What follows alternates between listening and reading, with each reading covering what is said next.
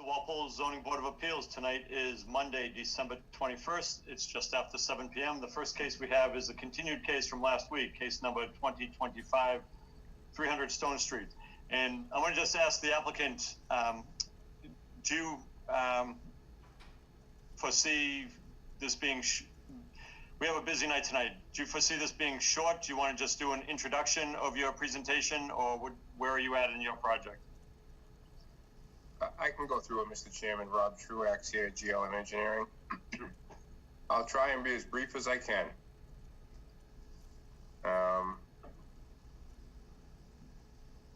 Do you need to read the legal notice, or we did that last week? We did that last week, so we're all set with that, and okay. The case was already opened. Yep. So, and Ashley, I can see on my screen, correct?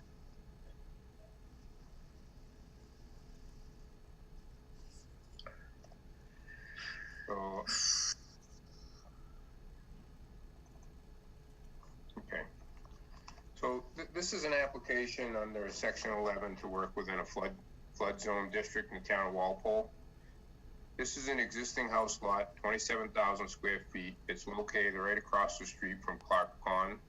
This is Stone Street on Stone Street. It's number 300 Stone Street. It has an address. What I'm showing you on the screen right now is the existing conditions of the site. And the way this works is this entire site is primarily in the floodplain. And the floodplain in this area is slightly different than what you might think of a floodplain in an area of like a pond or a lake or something like that, whereas this is not a floodplain where this parcel is inundated with water at a depth of 2 to 3 feet. Stone Street acts as a dam for the Clark Pond, and if Clark Pond were to flood and overtop the street, it would come across Stone Street and it would continue across this property down through the perennial stream that goes through the property down around the back of the property. The way you see the site highlighted, the light green area is the area that would be flooded under the 100-year flood, so to speak. The dark green area is elevated to the extent that it would not be flooded if the water were to come over the street. So what would happen is, to give you for instance, this would flood, the river would flood up into a depth that would probably go up from like 170 to 174, 4 feet in depth. However, on the site itself, those depths would only be, they'd be less than 6 inches in depth, sheet flowing across the site. So we don't get standing water, we get moving water that would go across the site in a flood situation. And that would only happen during the 100-year storm event. It wouldn't happen with lesser floods. So as you can see, the existing conditions, there's 2 36-inch culverts that currently come onto Stone Street. Stone Street's at an elevation of about 176. We have spot shots down the street, 176.5. The low point is actually in front of the driveway that goes into the abutting property, which is where Tool and Die, if you're familiar with the area, Tool and Die commercial property is located. It's on the left side of this property, looking at it from the street. There's an actual driveway apron that exists there now. This was repaved not too long ago, and they created a spillway to direct the water. The low spot in Stone Street is the entrance to this driveway, and when the road was paved, they created a spillway that dumps the water onto this lot to the locus of the site that we're proposing to do work on. So there is a spillway that directs the water into the parcel, and that happens during any rainstorm event, not just a 100-year storm event. So anytime water comes down Stone Street, there's no catch basins in the area.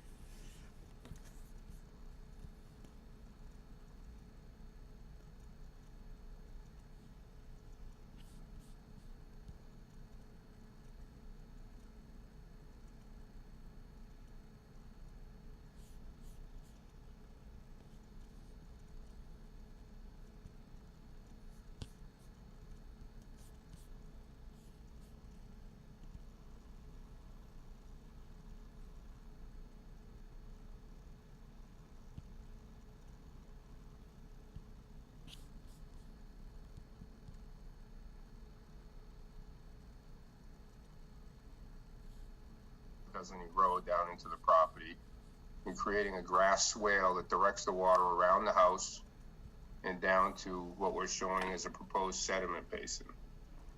The sediment basin was a result of the conservation hearings and discussions with the town engineer to provide treatment for the surface runoff coming off of Stone Street. So we have a grass swale and we have a proposed sediment basin to provide some treatment of the sediments coming off the street where today there's no treatment. So the overall product, the end result of the grading on the site would not result in any loss of flood storage. It would actually provide a net gain of flood storage on the property. And that's being done, as you can see, along this swale that we're creating. We're carving that out, and we're carving out the front yard. So that's pretty much an overview of the construction on the site. The history of the site is that this was at one time had a house on it back in the 50s and 60s. The owner of this property has owned this property since 1980 with the intent to build a house on it when he retired. Mr. Walsh is the applicant. He would be the builder on the property. The project has gone through review by the Conservation Commission. It's been looked at by DEP for the floodplain. Conservation has issued an order of conditions, which I think you have a memo from probably Conservation stating that. It's been reviewed by the town engineer, been reviewed a second time during this filing. I believe we just received a letter from the town engineer with comments for this filing, as well as he reviewed it during the conservation hearing process as well, and we had meetings with him. As a result, we came up with the grass swale and the proposed sediment basin. And I believe he has some comments looking for some easements around the perennial stream, as well as the culverts as they cross under the road, so he can maintain the head wall and the stream bed if necessary to get on the property. So with that, I'm going to cut this off right there. I'm sure there's plenty of questions to go around by the board, so we'll try and keep it short. I just want to get that out there. So I can answer any questions anyone has, Mr. Chairman.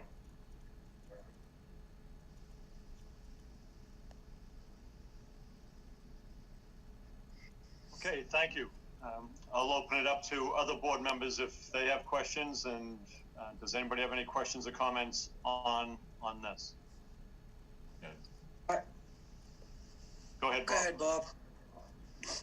Okay, if you could scroll back to the first of the two images, the existing conditions, the flood zones that you're showing there, are those from the FEMA flood maps?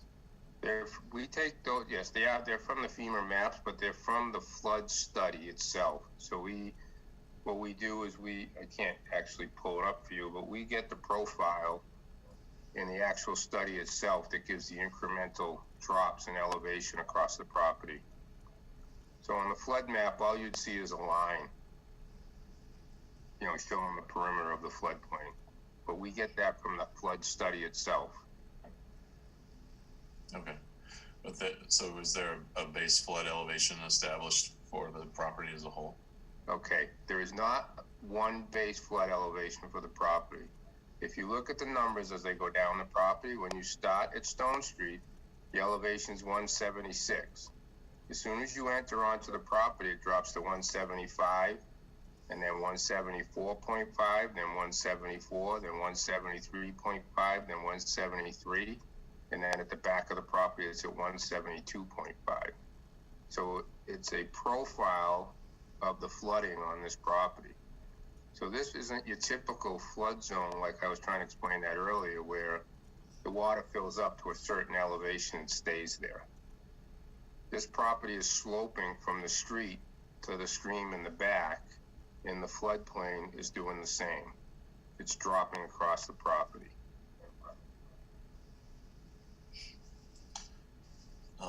I see that.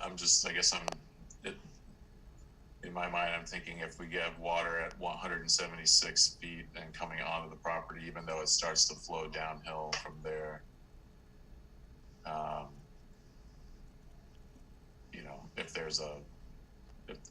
if the water keeps coming in at the 176 elevation, at some point it's gonna, you know, reach close to that further into the property. So, it'll reach the end of the property, you're correct, but it's not gonna reach it at the elevation of 176. It's like, let me give you, for instance, if I was to take a bucket of water and dump it on the driveway in your yard, and it flowed down the driveway, at the top where I dump it, it's gonna be a foot higher than at the bottom. It's not gonna stay at the foot elevation when it gets to the bottom, correct?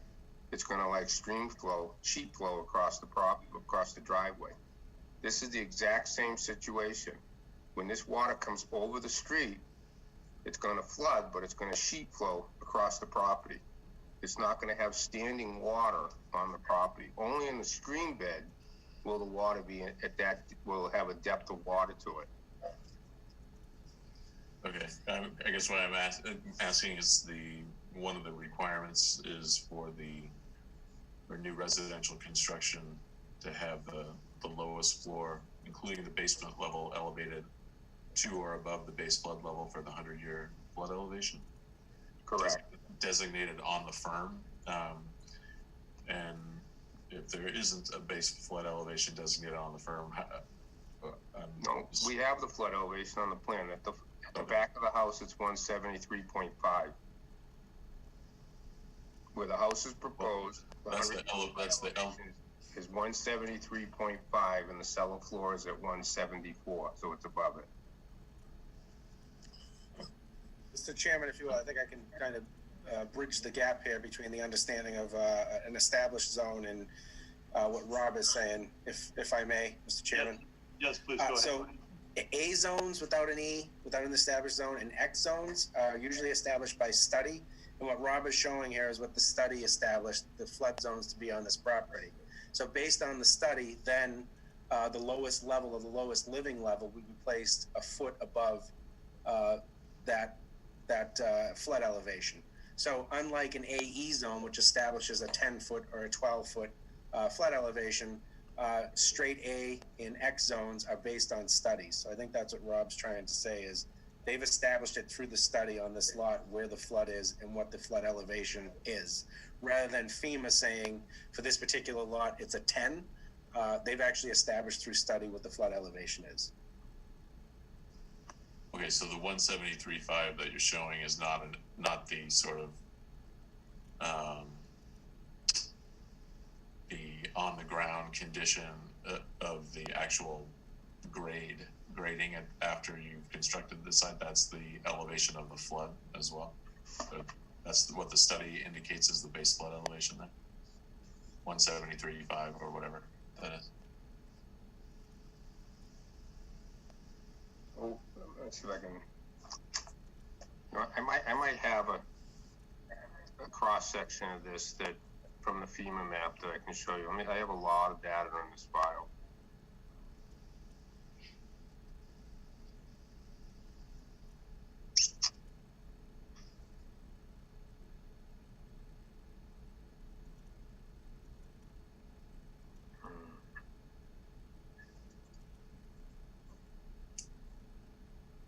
That's not good.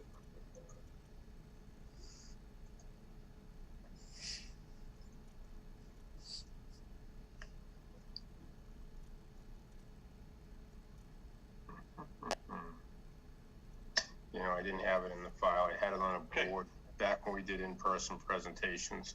Sorry. Okay, do other board members have questions at this time? I do. Okay, Suzanne. Just a couple. Since we don't get applications anymore, who's the owner of the property? It's Dale 2. It's granted to Dale 2. It's Doug Dale? Lawrence Richards is the actual owner. Oh, Larry? Okay. Larry. Well, he's down the street. You guys already did work with He him. just did his house down the street for him and his brother. Correct. We just This is approved it. Larry's lot. Yep. Okay. I grew up from here. I could walk this property blindfolded. I can't even believe you're going to try to put another house on it. When was the culvert last repaired? Say that again, I'm sorry, I missed that. When was the culvert last repaired? I don't know that, Suzanne. You need to know that. The two 36-inch pipes? Those two? Yeah. Yeah. I don't know when they were last restored or replaced. It's been a while. Like, Probably. a long time.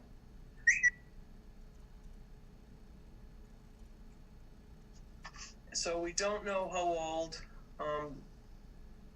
Front yard. So there's no catch basins in this area at all, correct? Correct. Are you putting any in or doing anything like that, or? Well, we are enhancing the discharge that's been directed to the property. Someone directed a discharge to the property with that spillway, with no easements on the property. So we were agreeable to work with the town to create that swale and that sediment basin to help treat and direct the runoff from the street. That came about as a result of meetings with the town engineer and the Conservation Commission. So the town is going to end up spending money on this project? Not at all. Are you just working with the town? We're going to do the work. Absolutely. That's part of the work for the lot. We will do the work for the town. We're going to create that drainage swale, that rip-wrapped apron. We're going to build that forebay. And then we're agreeable to give the town an easement. It appears that the town engineer is only concerned about having an easement over the perennial stream. The sediment basin and the swale are to be maintained by the homeowner, pretty similar to what the town does in a subdivision. When we have a drainage basin on a lot, they make the lot owner maintain it. Yep. So it's kind of similar in that sense, and that's in the order of conditions that the homeowner will be responsible for maintenance of that. Okay. So this water's is that a retention basin in the back that Landis directed you to put in? It's small. It's not really a detention basin. It's more of a sediment trap. But So it's going to flow down. That came about from meetings with the conservation. Right. So in the back of that, the property goes downhill, Correct. correct? Yes. Yeah. So the water's going to go downhill, correct? Correct. And downhill from there is the DeLappa subdivision condo farm thing. Yes. To the north. If you look at that arrow, that Right. goes down. Well, that's water goes. This water goes down to Memorial Yes, it does. through Diamond down to Memorial. Yep. So those people could have some percussion in them. And you heard them during Larry Richards' other hearing. Well, we're not They were having increasing water flow to issues. them. We're not changing the flood characteristics of the lot. We're actually increasing the flood storage on the lot. Okay. You're increasing the flood storage by about 500 cubic feet. I think that's what you said. And when you look at the drainage area that goes through this perennial stream and the other one on the other that also drains out of Clark's Pond, you're talking many square miles of drainage. So 500 cubic feet is not something that I think is significant when we're looking at this floodplain area. I've got a question about the elevation of Clark Pond is 174, and the elevation of the house is going to be what? 174 is the basement. Okay, so basement at the same level as the elevation of the pond on the other side of the road. Correct. Okay, and are there, we can't really see the topography downstream of this perennial stream. Is there a pinch point, or is this gonna back up? We're only talking a few feet, and the locus doesn't really show the level of detail that we need to see. It goes around, the river goes around the locus, around Della Park, if you remember the over 55. Oh, yeah. So the river travels around that property and down to Diamond Pond, down right across the street from the town hall. This water discharges to the pond that they just dredged across the street from the town hall. Right. That's where it goes from here. I'm familiar with Springbrook, so. There you go. Yeah. Okay. Yeah. So, any other board members with questions? So, what I want to direct your attention one more thing, just to show you again. So if you go back to the existing conditions and you look at this flood X that's in the dark green, see the gap between the two that's shaded in light green? That's the area that we're taking away. And then we're putting it back on the other side. So this area where it's dark green does not flood. That's not in the flood zone.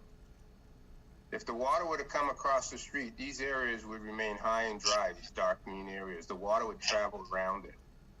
Most of it down the perennial stream, some down the middle, some down the side of the parking area from Dale 2, some across Dale 2 parking area. That's in the floodplain as well. So the only area we're really taking out is right in between the two. So the house sits right on these two green spots with this small area in the middle. And if you look at the depth that's really happening here, this elevation 174, the grades through here are 173.8. You're talking 2/10 of water in a flooding situation. We're talking 3 to 4 inches of surface flow across this area. The majority of the flow that comes through the site is going down the perennial stream. In the perennial stream, you'll have depths of 4 feet to 5 feet of water in a flooding situation. The stream drops down along the side of the upland area here.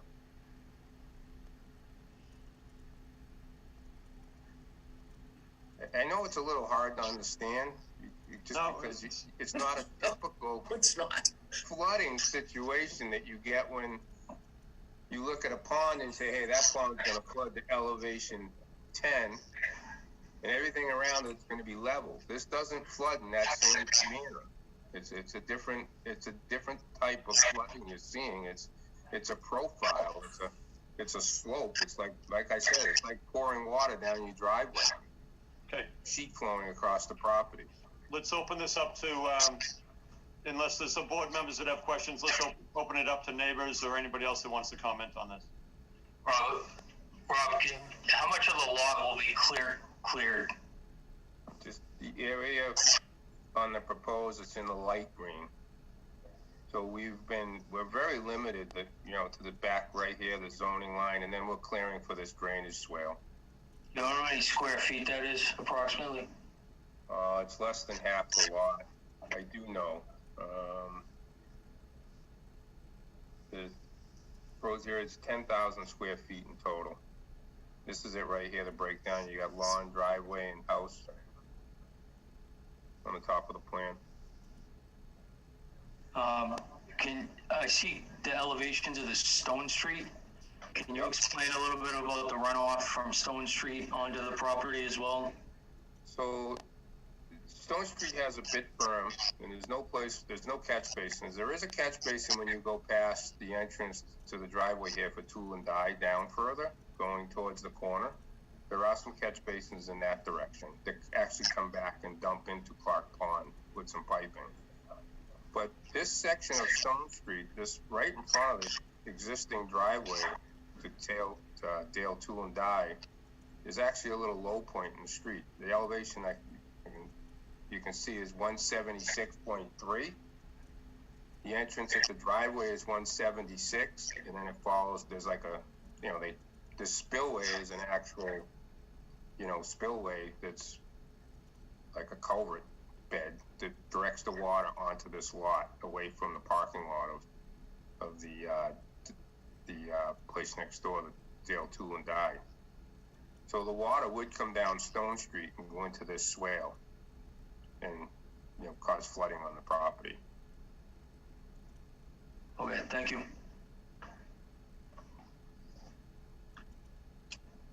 Okay, any other board members with questions? Okay, do we have some neighbors? I thought I saw somebody on the chat wanted to say something. So if anyone would like to give public comment, please raise your hand or put your name in the chat. Okay. You want me to go ahead and call on folks as hands come up? Okay. So Glenn Maffey, you should be able to speak now and give your comment to the board. Good evening, Mr. Chairman. Can you hear me? Yes. Hi, my name is Glenn Maffey. I'm the owner of 290 Stone Street, the property next door, and I also I operate the business Hub Grinding. So I just wanted to, it sounds like from the my observations from the discussion, I have two comments, and the first is just about the surface runoff, and it sounds like the existing spillway will continue to be directed from the street toward 300 Stone Street. And I just want, that's what it sounds like is going to happen. There won't be any additional runoff toward 290 Stone Street. Can I just clarify that point?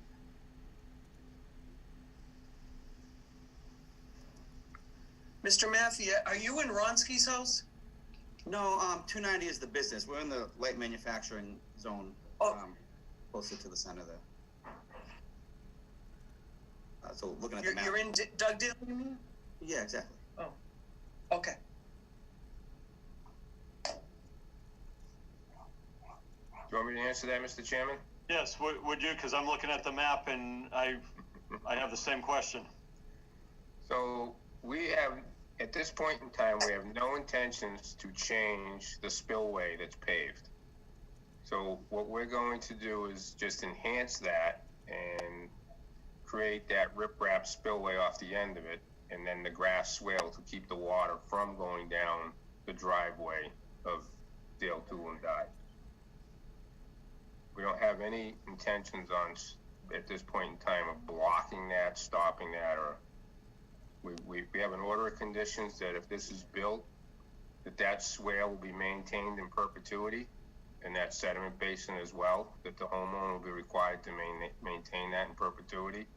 So that will be there for the duration of this lot's existence.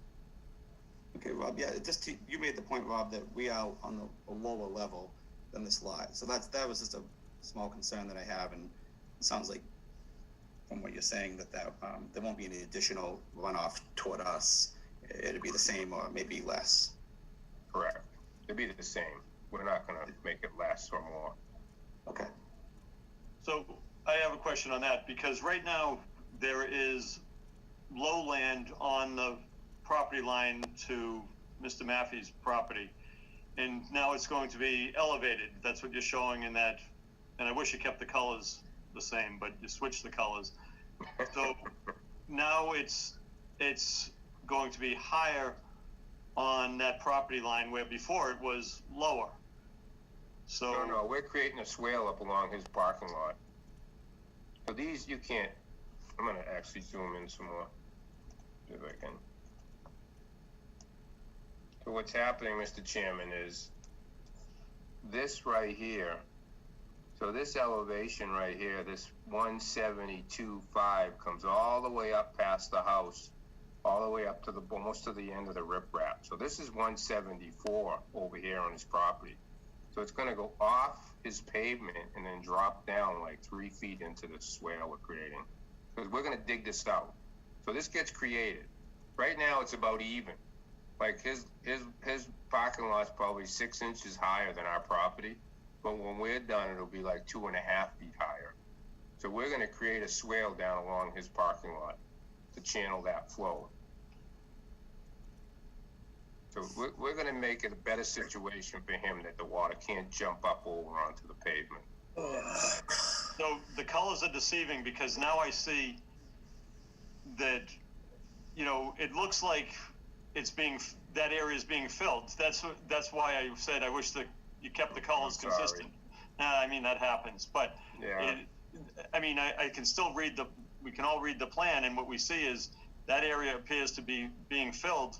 You want to see it with no colors? Would that help you think?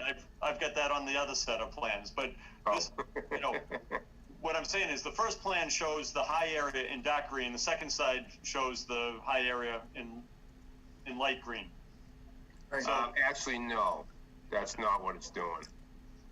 I didn't I didn't distinguish between the two. The light green area on the second plan is just the limit of going to be the limit of work. The dark green is the area that's undisturbed. Okay. So yeah, I didn't distinguish the two. I could do that. I probably could have done that for you.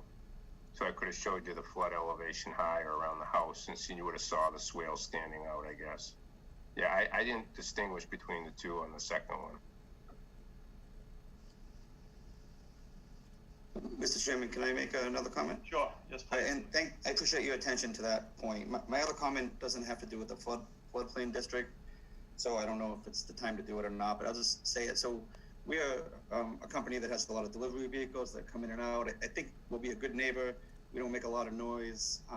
We work 7 in the morning till 5 p.m. weekdays only. But the thing that strikes me is that right now there's woods over there, and that there'll be a house, which is great. I think it's fine if that's what you guys decide. But I am concerned about kids, and it'd be nice if a fence was installed by the developer, and I don't know if you guys can put that condition in there. And I don't even care if it's an 8-foot fence. I mean, but whatever sort of keeps them from us and us from them. I think we'll be good neighbors. I just want to point that out. Okay, thank you. That could be a condition that the zoning board puts on for but we'll see where we go on that. But thank you for that input. Thank you.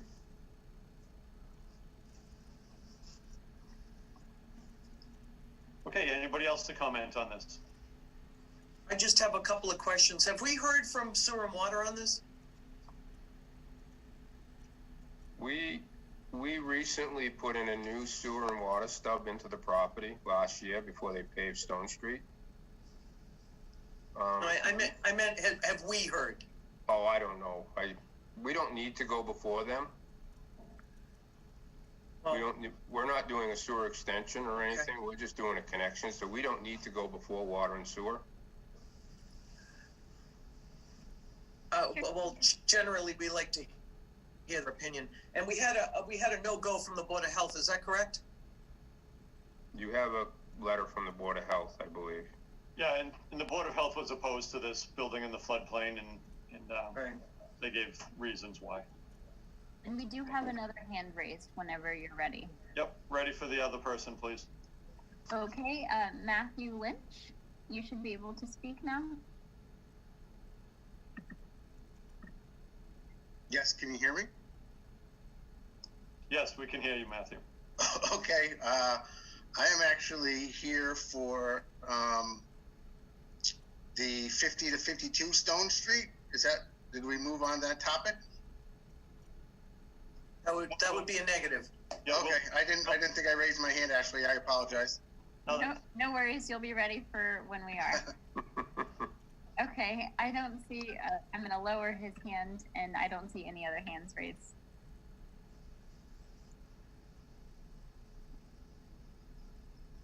Okay, board members, any other questions? Or I have concerns personally about building in a floodplain, and particularly considering the drainage area. That you're talking all the way from Moose Hill to Walpole Heights, draining down into the Spring Brook, and this is the flow pattern. But do board members want more information, or would you guys good? Or? So one follow-up. If I'm understanding correctly, the elevation at the culvert is 174.3. So I'm just trying to understand the circumstance in which the pond overtops the street. That would mean that the water on the opposite side is at least that high, right? It would be prevented from going, not prevented from going through the culvert, but the culvert would be sort of backing up because it was full. That's correct. Okay. So does that mean that the elevation of the water then on the opposite side must be at least 174.3? No, so the culverts, so that outlet structure of the pond is like a weir with boards. It's a control structure. So the actual invert of those two pipes on the pond side are 171.2. And so they have it's a wooden spillway, we call it. It's the boards they put in the concrete. So the top of that is 174.3. So the water goes over that like a waterfall and drops down into the pipe. The invert of the pipes on our side of the street are just below 171. They're at 170.8. Okay. So they're actually, the pipes themselves, when the water's flowing down the stream is, 4 to 5 feet lower than the lot. Okay. Thank you. No, I think what we're talking about here is under sunny day normal conditions. That's floodplains not designed for sunny day normal conditions. And that's the concern. Okay. Let's see. Rob, do you want to close the hearing, or what do you want to do? I don't know. If the board members need more information to make a good decision, then I'll give it to you if you want to continue. I mean, if you're not looking for anything, I don't know what the board's pleasure is. Well, it's a special permit to build in the floodplain, so we have to look at the safety concerns and issues like that. So Correct. Really the issues. So I guess my question would be, is there any information that you would want from us going forward? Well, I know I'm really concerned at the culverts myself. Would it help to have a conversation with the town engineer, Suzanne, to leave the hearing open so you folks can talk to the town engineer? I mean, they just redid Stone Street. I don't think they would have redone Stone Street if they thought the culverts were in failure.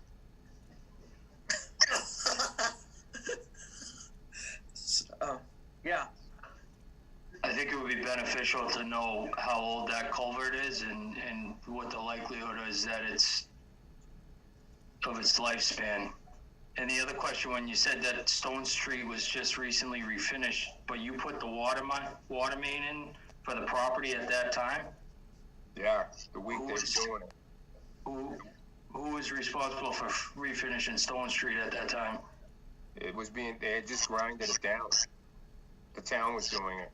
Okay.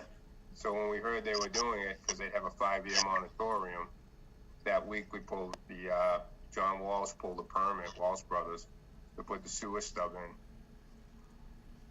I believe that's all in the, if you look at the town engineer's letter, he actually sent a sketch showing where the ties were for that new sewer service and all that in this letter.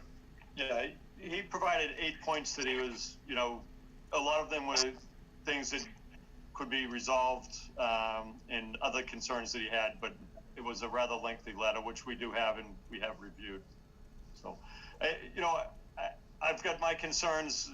We can close it and move on tonight, or we can keep it open if board members want some more information. I'd be happy to look into the culvert situation to see when they were last built, last replaced.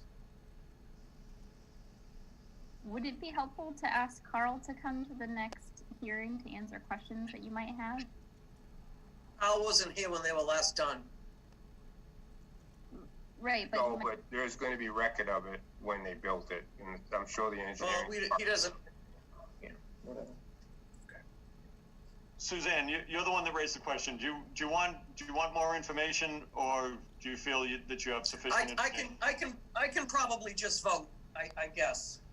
Okay. Drew, you also raised issues. I've got no problem keeping it open if it's going to help answer questions. Drew, it's up to you if you think you have enough, or what's your thoughts? I think we can vote on it. Okay. Okay. Drew, you said we can move on it, right? Yeah, I apologize. Yeah, I'm comfortable with the information I have to roll vote. Okay. Okay, Mr. Truax, do you want to close the hearing? I don't see any reason to keep it open if you're not looking for any information, I guess. I don't want to delay it any more than you do. John, Yep. At the request of the applicant, who's requested to close the hearing, could I have a motion to close the hearing? So moved. Moved by Suzanne. Could I have a second? Second by, Second by Jane. Okay. This is just to close the hearing. Roll call vote. Bob Fitzgerald. Aye. Suzanne Murphy. Murphy, aye. Drew Delaney. Aye. Jane Coffey. aye. And I'm John Lee. Aye. Okay, so the hearing is closed. Now, this is to approve a special permit request under Section 11 of the zoning bylaws to allow construction of a single-family dwelling in an area designated as floodplain district. So,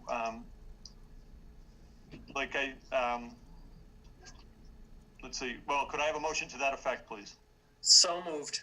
Okay, moved by Suzanne. Could I have a second? Second by Jane. Okay, thank you, Jane. Any further discussion on this? In terms of potential conditions, should we discuss about that, the conditions to any approval? We can discuss conditions if it's something that that you think is going to be approved. We should put any conditions in and see if that gets us to an approval, or just approve it or deny it as is. But Bob, what conditions would you put in as? Well, just the conditions that are listed in Section 11, subsection B, under the to the extent that they're applicable, items 1 through 5.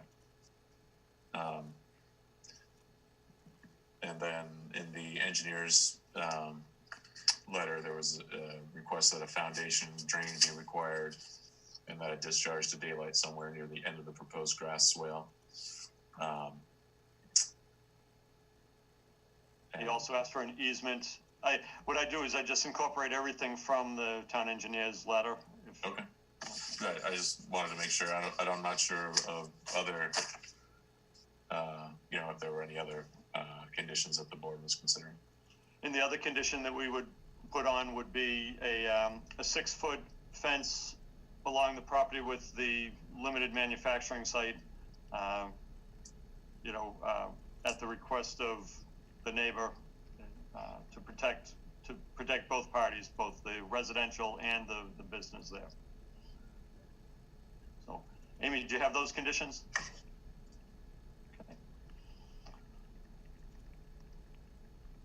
Okay. So, anything else on that?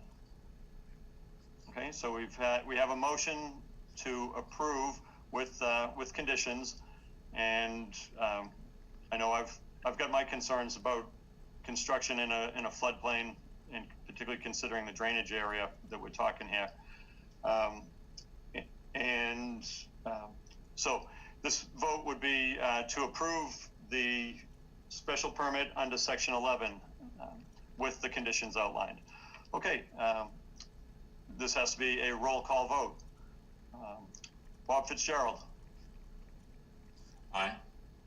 Suzanne Murphy. Murphy, no. Jane Coffey. Yes. Drew Delaney. No. And I'm John Lee, no. Okay, so it does not carry. Okay. Okay, next case we have is case number 3036, Nancy Weber, 52 School Street, administrative appeal of the zoning enforcement officer's violation notice and cease and desist under section 3.2 of the zoning bylaws. This was already open, so I do not have to read the full notice. Ashley, can you bring the others into the hearing, please? Okay, so there's Nancy. I'm recusing over here. Recuse. That's right. Suzanne has to recuse herself for this, but that means that Dave Anderson, you'll be voting on this. Okay, I think I promoted everyone, but please let me know if there's an additional person, Mark, from your team that you want as a panelist. And I know we have a lot of people here this evening. One of the things, this is an unusual case for the zoning board. I don't know if we're going to solve it tonight, but we're going to hear the testimony from both parties, and we have the town building inspector with us, who's going to give us some background also. So I do know that there was a lot of, I think, neighbors that might want to comment as well. So I think the building commissioner would like to present first, and then the applicant, I believe. Okay, Mr. Yanovich, do you want to go ahead and give us the background? Sure. I think we had a little background noise. I'm not sure if somebody has double cameras going here or whatnot, but I'll kind of frame it for you and let you know what. So this is an administrative appeal, obviously under 40A. This is a bit backwards from the way that it probably should have gone, and you'll see why based on my position for this case. But the history here is we've had multiple complaints going back almost a year ago about noise and the operations going on at the School Street address. We addressed them with the property occupant, who is now in control of the property, and it subsided a bit, and we continue to monitor, as we do on any complaint. We continue to monitor the site, and as more and more complaints came in, we decided it was time to move this forward because we weren't going to solve the neighbors' concerns based on the use there. So we have a few things that were cited. One is obviously the noise. I can say, the noise is an issue. Whether it's permissible or proper and usual, as usually zoning cases say in an LM district, I'm not quite sure. It's difficult anytime you have noise complaints to quantify or to enforce noise complaints. It becomes a difficult issue because you need to be there, you need to be able to measure it. And the town of Walpole bylaw does not quantify in decibel readings what noise is. It basically just says if it's injurious and annoying at the property line. Again, so these are structures that are abutting an LM district. The second part is the use. So I wrote the violation based on the use because it's ambiguous. It's not defined very well in the bylaw. All of you, I assume, have the bylaw in front of you. And as you look at your bylaw and you look at the definition of manufacturing, it breaks it down into light manufacturing, heavy manufacturing, but doesn't really discern between the two. When you start to look at uses in 5B, the use table, particularly use P and use Q, you would almost say that the particular use that's out there now, which is prepping of steel, not actually smelting or not actually manufacturing of steel. This structure, this use preps steel, prefabs steel, if you will. You could almost say that use P and use Q may cover the prepping of steel. And you'll see in those uses that, drop hammers and whatnot are not allowed. So why are we here? So I wrote the violations because it's ambiguous, and inevitably, at the local level, it's the board's responsibility to be the local arbiter. Because it's ambiguous, the board will need to determine whether or not this use is allowed. And if the board determines that the use is allowed, so be it. We went through and took care of our administrative remedies at the local level. And if the board finds that it's not allowed, then the complainant or the applicant here for the administrative appeal, has recourse and can move on with whatever they feel. But I thought it was time to move it forward, to make sure that the abutters had their say. But I'm not entirely convinced that the use is not allowed. It's the ambiguity that lends to the problem here. There is obviously an issue with noise, but again, is that noise that's been there since Denmark Pump was there previously, and then prior to that, Walpole Woodworkers was there. They had the cranes, they had the trucks coming in. So I understand the abutters' concerns. That's why we're here. But I don't feel my office can make the determination whether or not the use of steel fabrication or steel prefabrication is an allowed use in the LM district. So, I framed it. If anybody has any questions, I can absolutely answer the questions.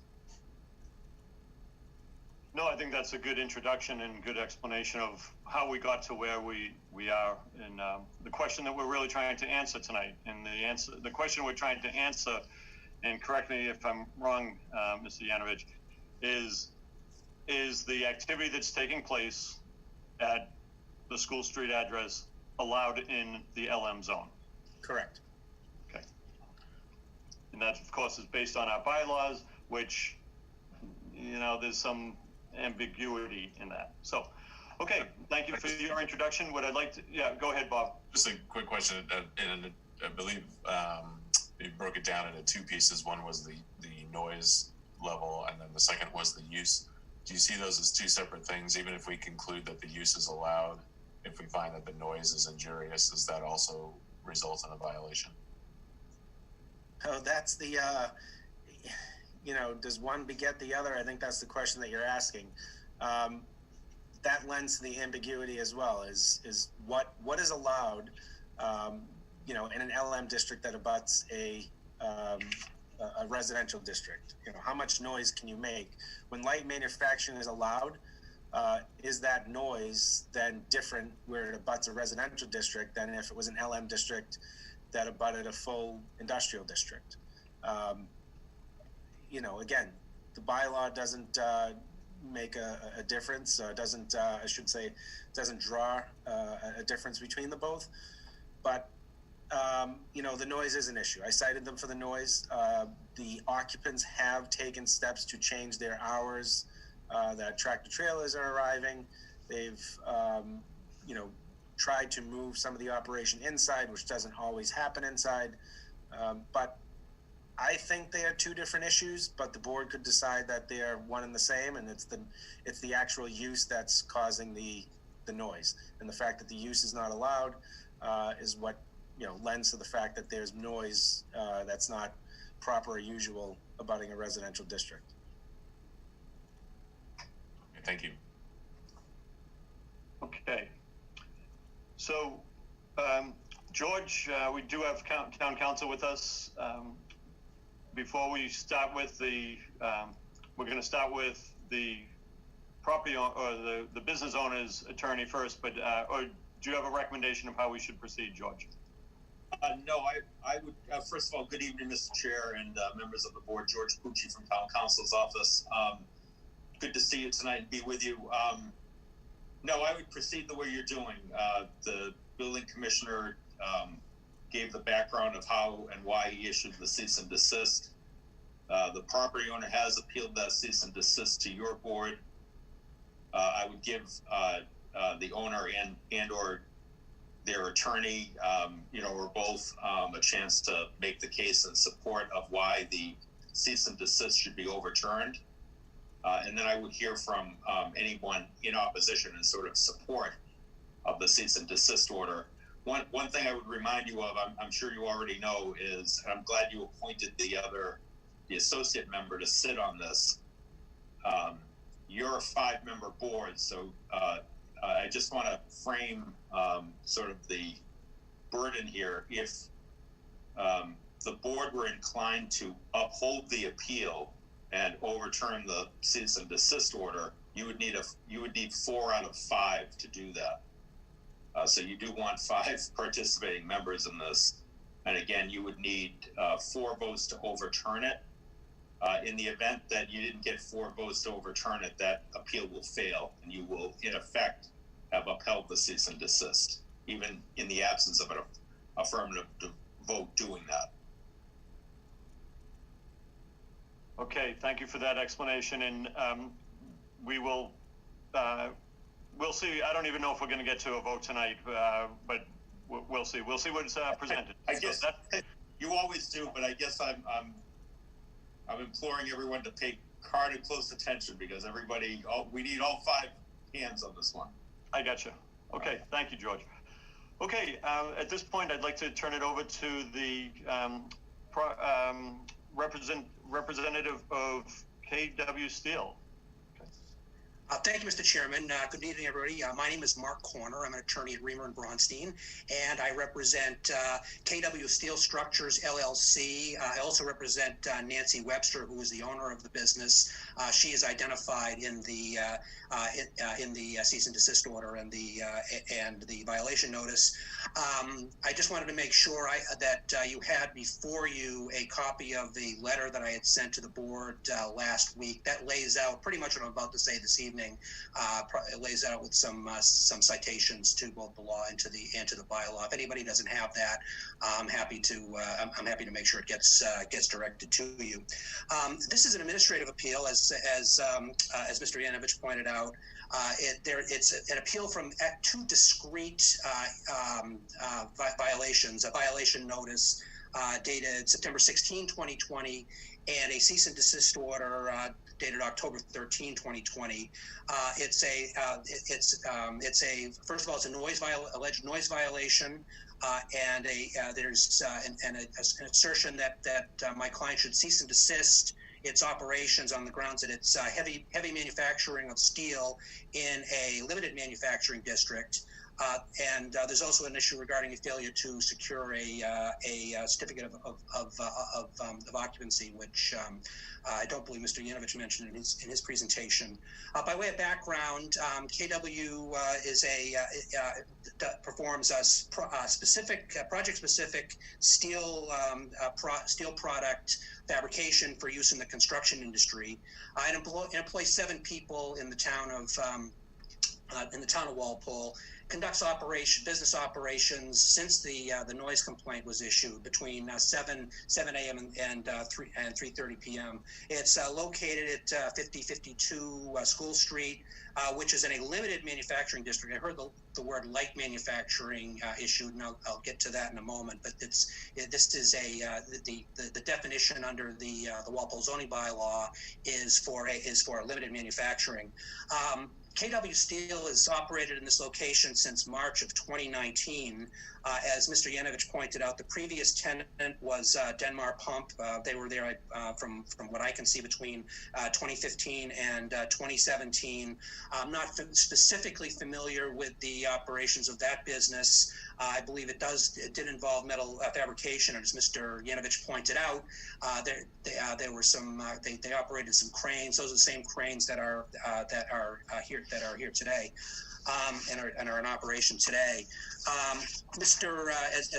Yanovich noted, that the building department first became involved from my client's perspective as a result of an incident that occurred on September 16, 2020. This was 18 months into its occupation of the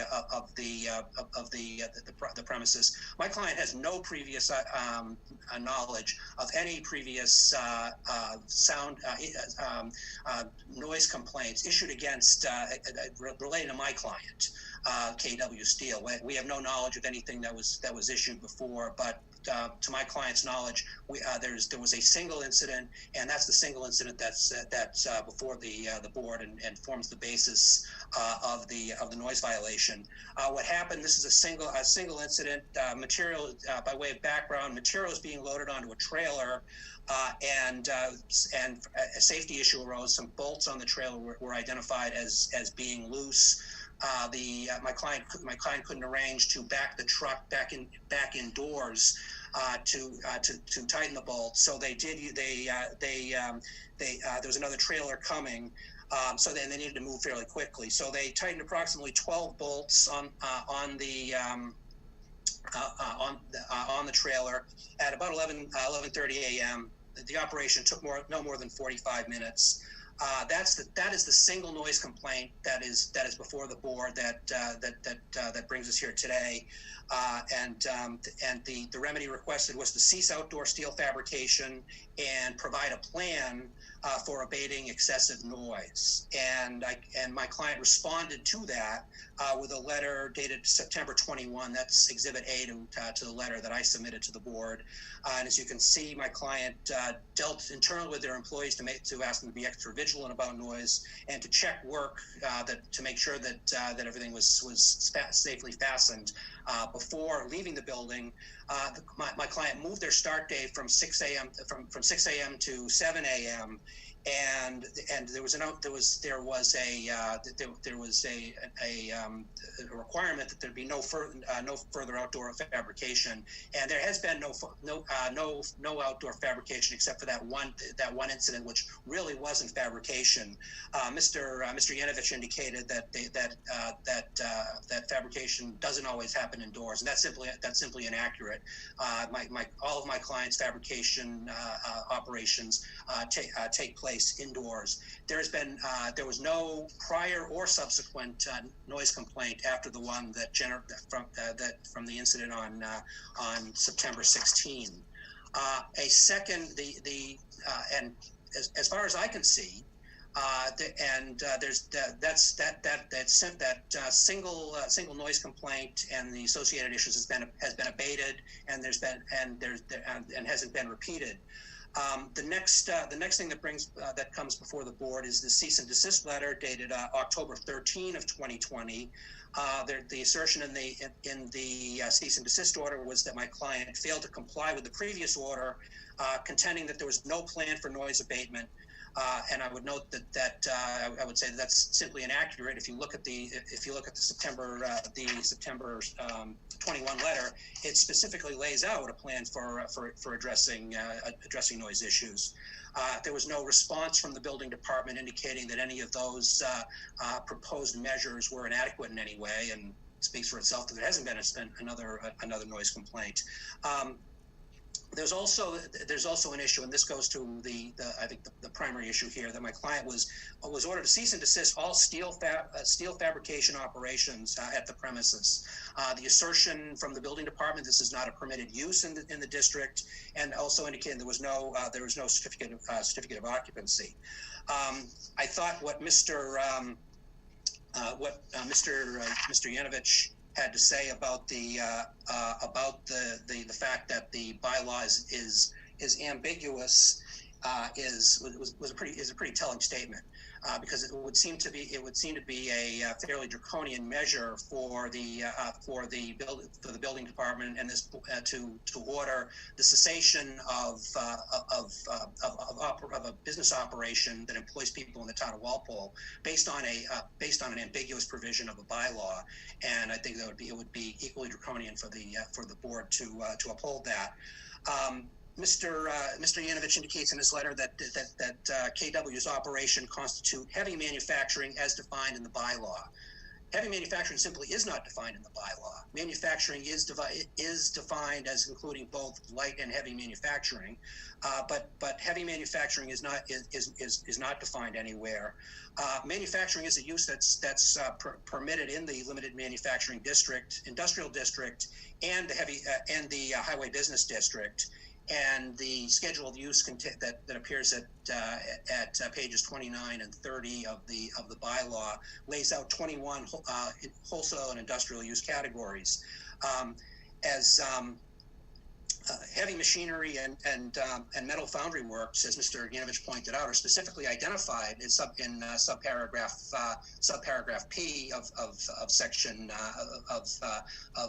5B as a permitted use in the limited manufacturing district, as is plant for light metal or plastic fabrication or finishing, but not including heavy punch presses or drop hammers. My client doesn't use either of those types of machinery in its operations. If I could have the screen, I'd like to show the use table, because I think it's helpful for as I'm walking through that. If that's okay. You have permission to share this screen. Thank you very much. So what I'm let's see. And the reason I wanted to show put the list of permitted uses on the screen is it's very telling, because not only does the bylaw not draw a distinction between light manufacturing and heavy manufacturing, but the use table makes no such distinction, because looking at subparagraph P, you'll see that type of use is an allowed use in the limited manufacturing district, the industrial district, and the highway business district. And if you look at the bylaw and the schedule of uses, you'll see that with the exception of coal elevators and plant for storage of petroleum products, there is not a use that is allowed in the industrial district that's prohibited in the limited manufacturing district. So there's simply no basis under the bylaw that distinguishes light manufacturing from heavy manufacturing, as the building commissioner has noted, and the type of operation that KM operates falls specifically within the provision that isn't allowed use under the use table. Certainly as close as we can bring it in. It's also important to note that the steel industry is regulated by the American Institute of Steel Construction, and which issues certifications for heavy manufacturing. That's a specific category. KW is not certified by its industry association to engage in what the steel industry would consider heavy manufacturing. So even if there were a distinction between light and heavy manufacturing, what it is that KW does in its business is simply doesn't fall within the category as recognized in the steel industry. And I guess my question would be is that it's a rhetorical question. And it deals with the issue of ambiguity. Is if KW's operations are prohibited in the limited manufacturing district, where would they be permitted? I don't think there's an answer to that, because given the way that the bylaw is written. So I would suggest, to the contrary to what Mr. Yanovich said, I don't believe this is an ambiguous issue. It's unambiguous that manufacturing of steel is permitted in the limited manufacturing district, as well as in the industrial zoning district. So turning to the issue of a certificate of occupancy, my client's not aware of a certificate of occupancy being issued to the owner of the building. They're pursuant to a lease. They're also not aware of whether a certificate of occupancy was issued to Denmark Pump, the previous tenant. I do note that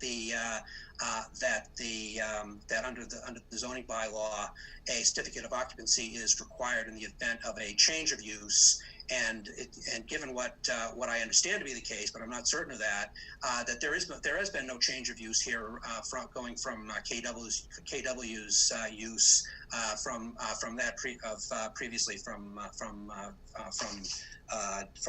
Denmark Pump. I think the only difference might be that there's not been the history of noise complaints that Mr. Yanovich mentioned, which I'm based on what my client tells me, I can only assume were directed to Denmark, not to my client. So, and of course, it doesn't seem to make a lot of sense for my client to be applying for a certificate of occupancy if, in fact, it's determined that the use isn't permitted in this district. So, if my client's certainly prepared to apply for a certificate of occupancy, if the board determines that the use is permitted in the zoning district, and certainly prepared to work with the building department to make sure that there are no further noise violations. But at this point, there's the one noise violation that's before the board has been resolved, and as I've just stated, there's certainly no ambiguity about from my standpoint as to whether this use is permitted. So I'm open to questions if anybody from the board has any questions. My client Nancy Webster is, I believe, on the. I don't see her on the screen, but I believe she's somewhere on the screen if there are any factual questions. And if there's any questions about any of the legal issues, I would refer the board to my letter, which is dated December 14th. Thank you. Okay, thank you, Mr. Corner. What I'd like to do now, unless there's some board members that have immediate questions that they want answered, could we go to the council for some of the neighbors? I believe, Mr. Crowley, Attorney Crowley, are you representing the neighbors? So we have attorney, wait, where did the hand go? Bill O'Connell. Bill here? O'Connell, yes. Okay, I will promote him. Jim Crowley. Jim probably just got really scared. It's like, let's see, Bill, you should be able to unmute yourself and or your video if you'd like.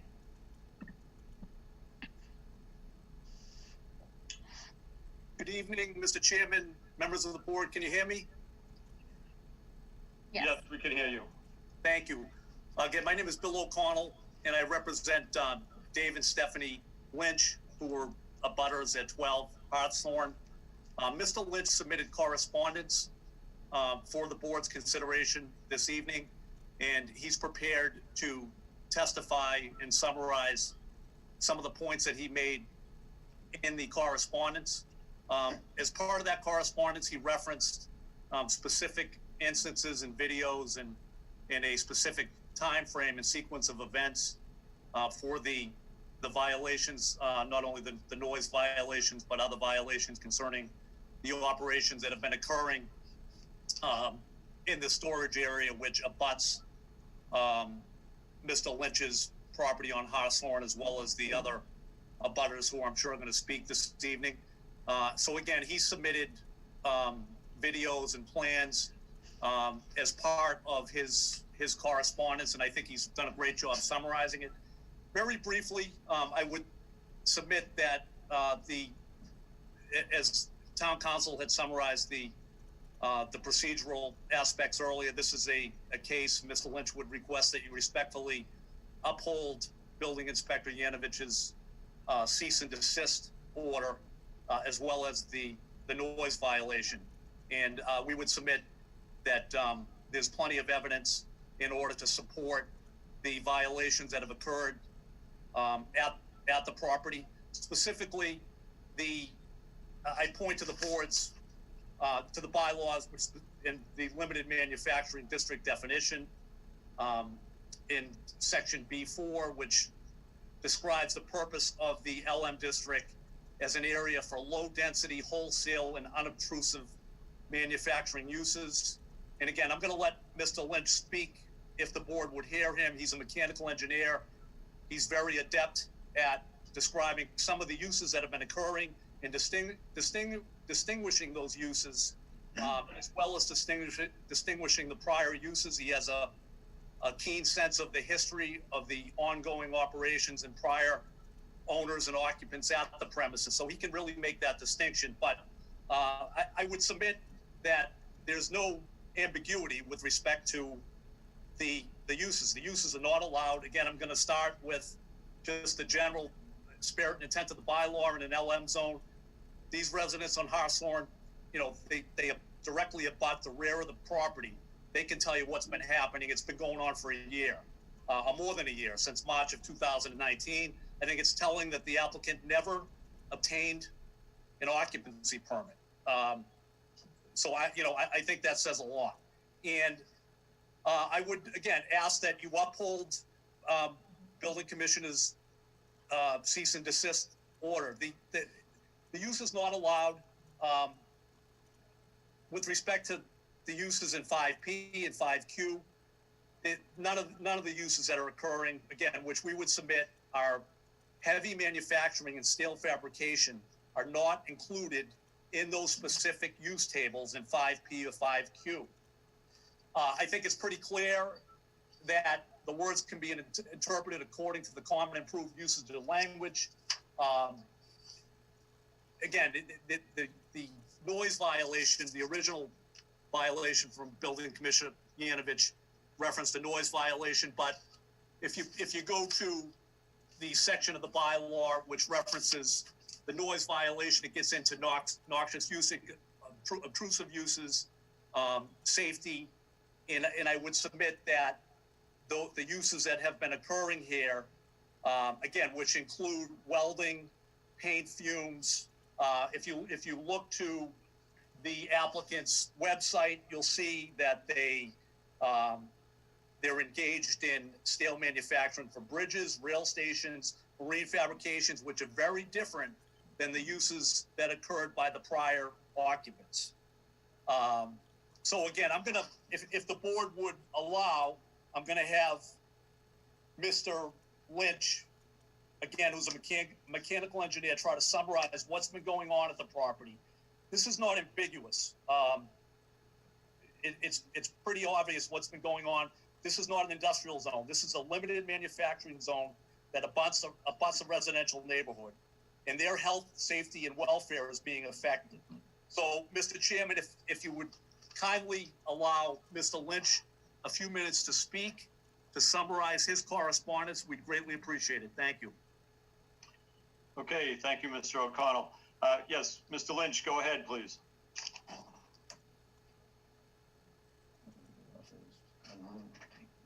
He's unmuting.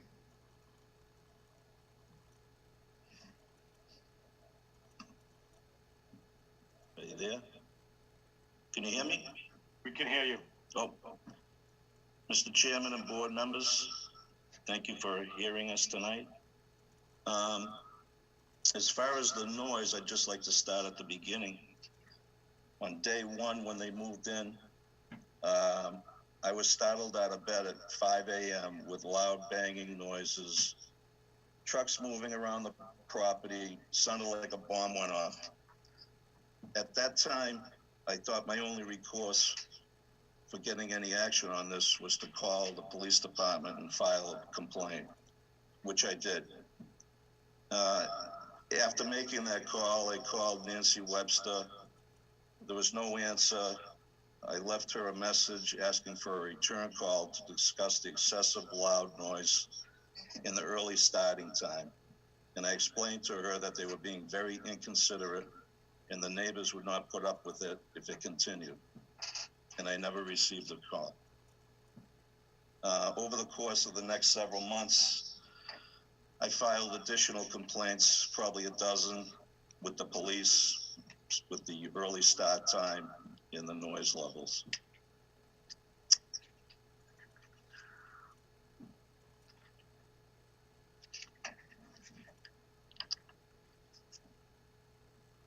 Things started getting really bad in late May, beginning of June. When I witnessed one of their workers throwing debris over the back fence into our yards, my yard and the Walsh's, I called Patrick Shields and told him what was going on. Patrick mentioned that the town had a meeting with KW before they took occupancy. And I asked if there was a record of what was discussed and who attended the meeting. He didn't know and advised me to contact the building inspector, Bob Dugan. I spoke with Bob Dugan and explained to him what was taking place in my concerns with the welding and paint fumes. I also sent videos showing the noise that the entire neighborhood was being subjected to. He commented that that must be very tiresome and indicated that the best bet to get any relief was to file a complaint with the police when it occurred prior to 7 a.m. After that, you can see in my letter, I tried to keep more accurate records of when this was going on and what was going on. There was one incident that really shocked me, was on October 29th. They're moving oversized I-beams. They're actually welding two I-beams together, and they're about 80 feet long. And they put them on a trailer using two forklifts, trying to monkey them out of the building. Basically almost coming into contact with the fence that borders our properties.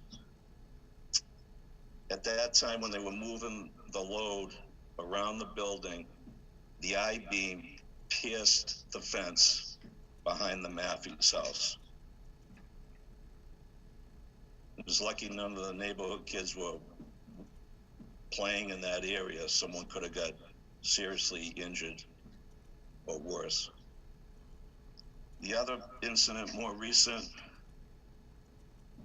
was on December 6th, and I witnessed them lifting a load, a heavy steel structure, with one of their fork trucks, and they lost the load.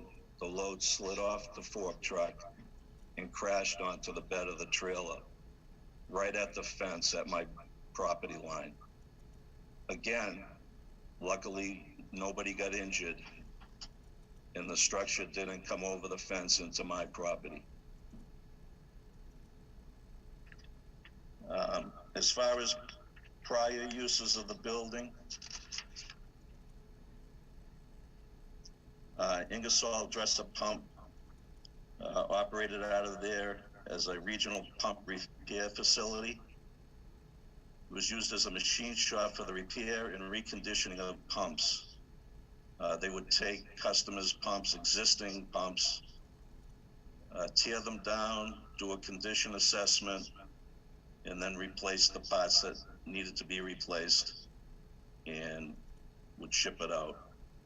And all the shipping at that time, or most of it, was done on the north side of the building where the loading docks are. Walpole Woodworkers, they use the property as a warehouse for storage and delivery of goods. Their daily activities was loading a box truck and flatbed truck inside the warehouse and then making deliveries. And before KW, the occupant was Denmark Pump, from 2015 to 2018, I believe. The use was the same as Ingersoll Dresser, pump repair facility. Daily activities consistent with those of Dresser or Ingersoll Dresser, excuse me. Very low traffic, non-obtrusive operation. And I know at the time when they moved in, Mark Trahan drafted a letter to the town outlining his operation and how he was sensitive to the abutters in the local neighborhood. During the time these businesses were in operation, I am not aware of any of them receiving any violation notices, and I would consider all of them good neighbors and sensitive and considerate to the abutters. That's all I have right now. Thank you, Mr. Chairman. And then just briefly to summarize again, we would request that the building inspector uphold his cease and desist order, and also take all remedies under the bylaws as well as chapter 48, section 21. The burden is on the applicant. And these neighbors have been there for a long time. This applicant is new. There's a new use.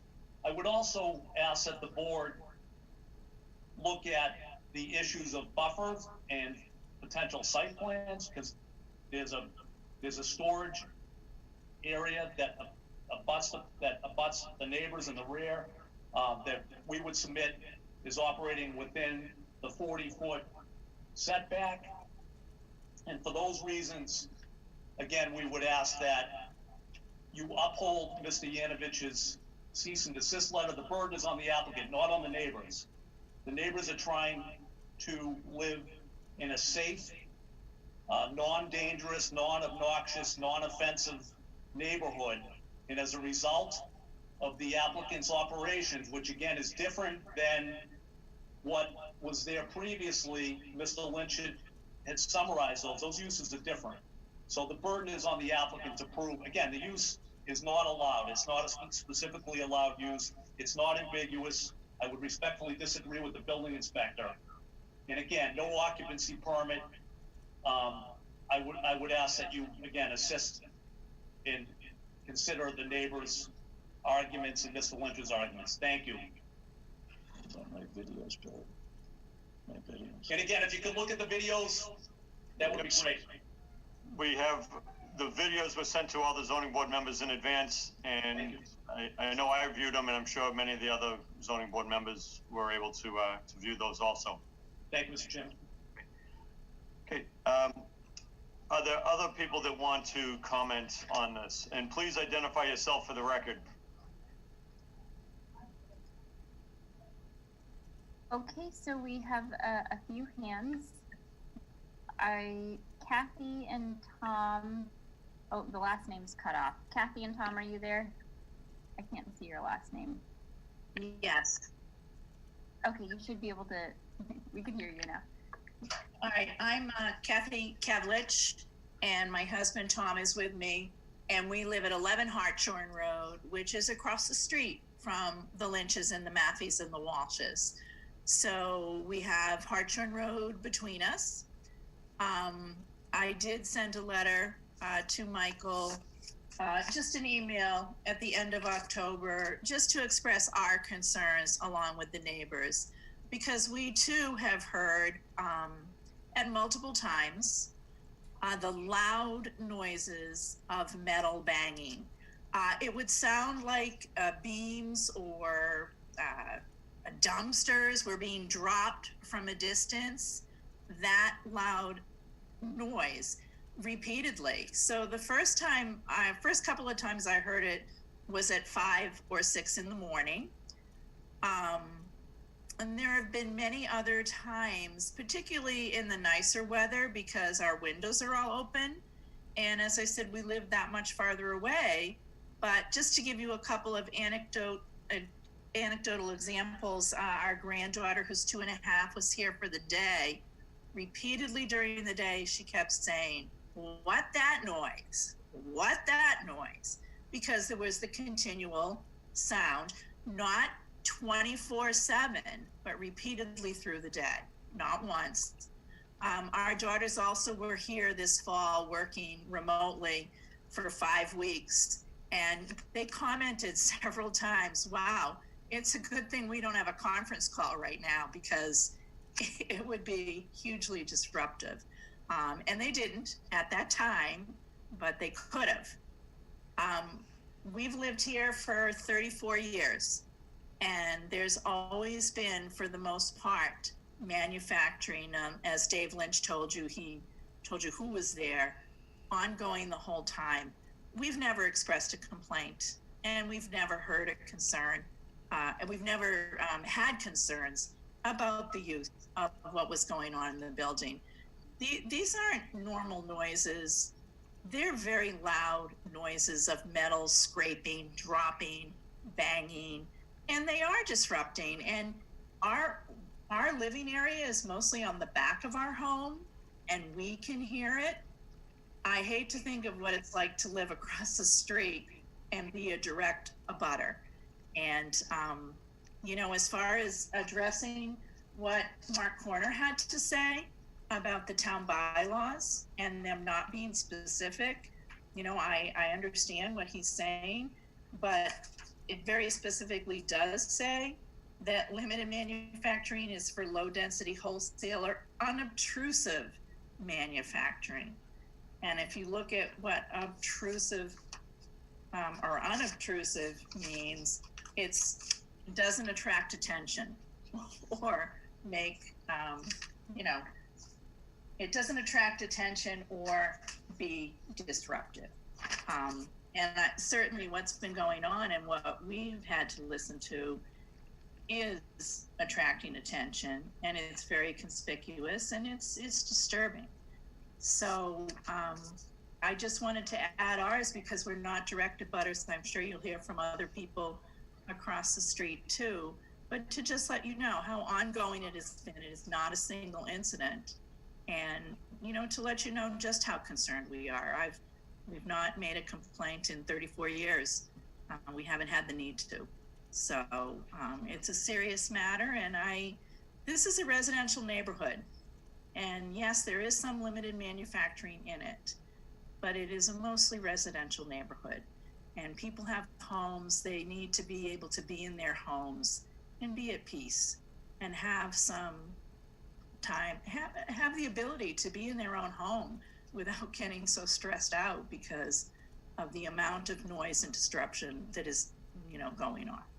So I would just ask you to, seriously consider this matter. Thank you. Do you have anything? Thank you. And I agree. The one thing I would point out in the Attorney Connor's letter, he said that the previous users of the building were steel fabricators. They were not. Repairing a pump is not steel fabrication, as you would learn it reading the KW website, what steel fabrication is. And thank you for your attention to the matter. Okay, the next person was Ken Maffey, who had their hand raised. Hi, can you hear me? Yes.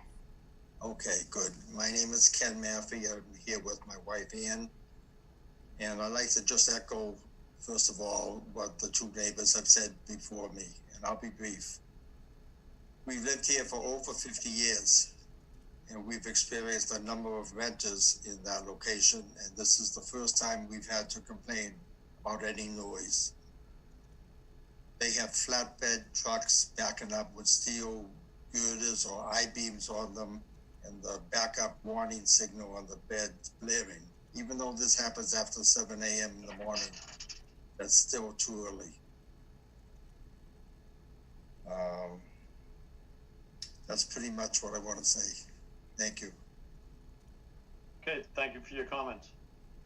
Okay, anybody else? Jeffrey Fisher, you should be able to unmute yourself now. Yeah, can you hear me? Yes. Yeah, real brief comment. I'm actually about 5 miles from this property now, but I'm still interested in what goes on at Hartshorn Road. I grew up there. It's been 20 years at 6 Hartshorn Road, where I grew up.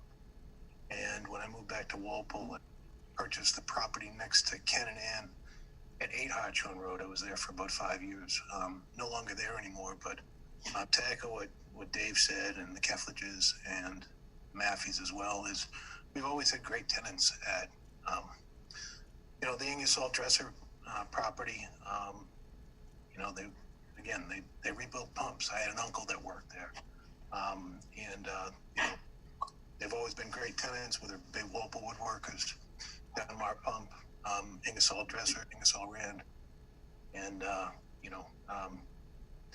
I'm not there witnessing it, but after talking to Dave, I just felt the need to come and support the fact that this is limited manufacturing. And I think we need to have proper use. And I do not feel that what they're doing there. I'm on their website right now, and I'm seeing steel girders, and I don't know. It doesn't look like light manufacturing, guys, or limited manufacturing. That's it. Thanks. Okay. The next hand raised is Jack Fisher. Can you hear me? Yes, we can hear you. Hi, I'm Jack Fisher. I lived at 6 Hartshorn Road, was a direct abutter for 35 years, and we moved a couple of years ago. We're 2 blocks away. I can tell you unequivocally that based upon everything that I've seen and observed, what they're doing right now at that facility is considerably different than what has happened over the 35 years that I was there. Denmark Pump repaired pumps. Walpole Woodworkers was primarily a warehousing operation. Ingersoll Rand did pump work. So doing heavy steel work is considerably different, and I don't believe is covered properly by, and if there was an occupancy permit, I don't believe it would be covered properly by that existing, that prior occupancy permit. The other thing that I'd like to take exception to is I believe the way, and I'm not an attorney by any stretch of the imagination, but I believe that the zoning bylaws are very clear that unless it is specifically called out, the use is prohibited. And so I'm looking at subsection Q. A plant is allowed, a plant for light metal or plastic fabrication or finishing, but not including, et cetera, et cetera. Well, steel girders is not light metal. I think it's clear and unequivocal that is not, that use is not prohibited under the zoning bylaws. And I urge the zoning board of appeals to uphold the decision for a cease and desist by the building inspector. Thank you. Okay, the next, did Matthew Lynch go yet? No, I'm right here, Ashley. Thank you. Okay. So I'm Matthew Lynch. I live at 15 Hartshorn Road, actually directly across from the Walshes and Dave Lynch, no relation. I've been here for 10 years, and I too have not had any complaints until this new occupant had come into existence. I had sent an email to Michael Yanovich probably in beginning of October, end of October, beginning of November too, with based upon some noise levels, and like I said, a bomb sounded like a bomb went off. And I'm probably one of the more concerned ones because I have two young kids, a first grader and a second grader, and we're doing virtual learning. And you guys know it's hard enough doing virtual learning, and try doing that with young kids who are waking up at 6, 7 o'clock in the morning by the noises that we're hearing now at 5052 School Street. Additionally, what my concern is too is it really doesn't pass the eye test. I mean, I'm not gonna pretend to know exactly what Denmark Pump and Ingersoll Dresser did, but in the last 10 years prior to this, I did not see any flatbed trucks. I did not see any 50-foot I-beams or any of those loaded and unloaded into the premises. But more importantly, the flatbed trucks that are coming out onto Norton Road out of the premises can barely make that turn out of Norton Road. There's tracks 6 feet onto the neighbor's lawn there around 9 Norton Road or School Street. And more importantly, there's a bus stop on the corner of School Street and Norton Street, no more than a couple feet away from where they're making those turns. So that is pretty discerning to me. So me having a couple of young kids walking through the neighborhood, riding bikes around the neighborhood, certainly doesn't bode well for having flatbed trucks passing through Norton Road. So thank you. Okay, thank you, Mr. Lynch. And I don't see any other hands raised or any comments in the chat. Excuse me? Sorry, we have 2 hands that just so next is Joe and Trish Walsh. You should be able to unmute yourself now. Hi, I'm Joe Walsh, and I'd like to thank the board for taking this meeting, especially this close to Christmas. I leave very early for work, so I don't hear the noise, but my wife, Tricia, who's sitting beside me here, she hears it, and she has called Mike several times and emailed him several times about the noise. I had one specific incident where I was walking. It was on November 6th. I was walking by the corner of School Street and Norton Street, and I could smell this strong paint, and I noticed they were still working inside. It was about 5 o'clock p.m.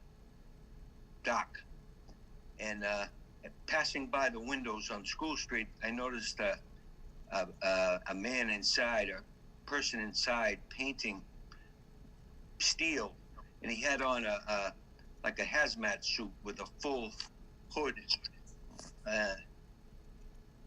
and the fumes of the paint were really strong, and I didn't think that was right. So I did call the police, the non-emergency number, and put in a complaint about it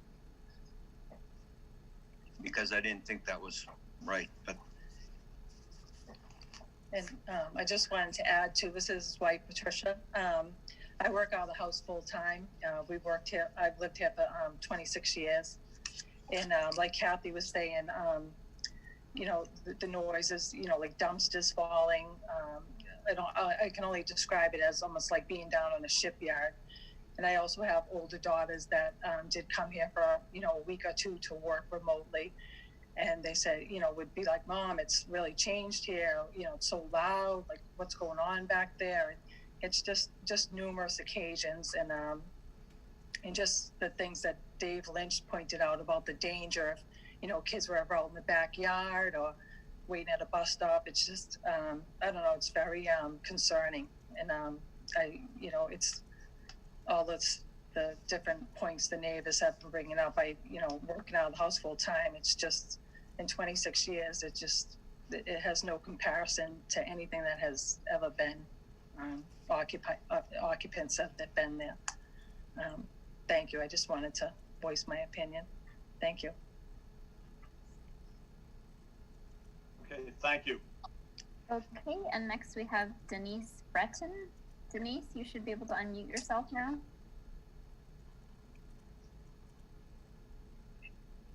I'm trying. Here I am. Hi, my name is Denise Breton, and I live at 3 Norton Ave, which is down the end of Norton Ave, corner of School Street. And I've been here for 10 years, and also have to say that I've never had any issues with what has been going on at that location in the past until they have moved in and many times been awakened in the morning by loud banging noises. And as I said, we're a little bit a ways, so I can't even imagine what the abutters are going through. It occurs at any time of the day. And also, I have to say, the actual physical location is an eyesore. It's never been a beautiful place, but it has truly become a eyesore. The parking lot is in the summer overridden with long grass and weeds. There's been a car parked there for well over a year that has never been moved. So the upkeep of the property is also an eyesore in addition to the loud noises which are going on any time of the day. So I feel for the abutters. I can't imagine what they are going through. And that's all I have to say. Okay, thank you. Okay, I don't see any hands raised. Excuse me? Oh, I don't see any hands raised right now.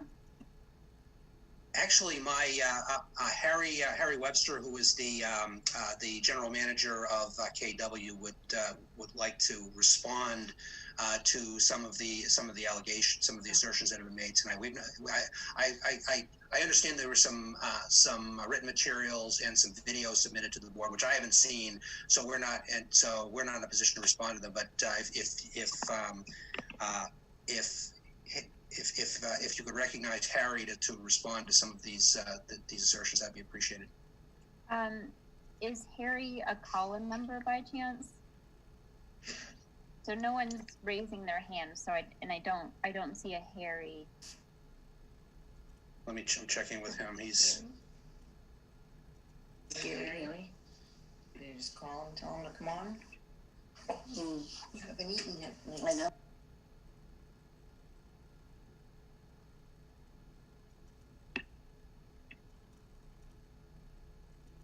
Just trying to track him down.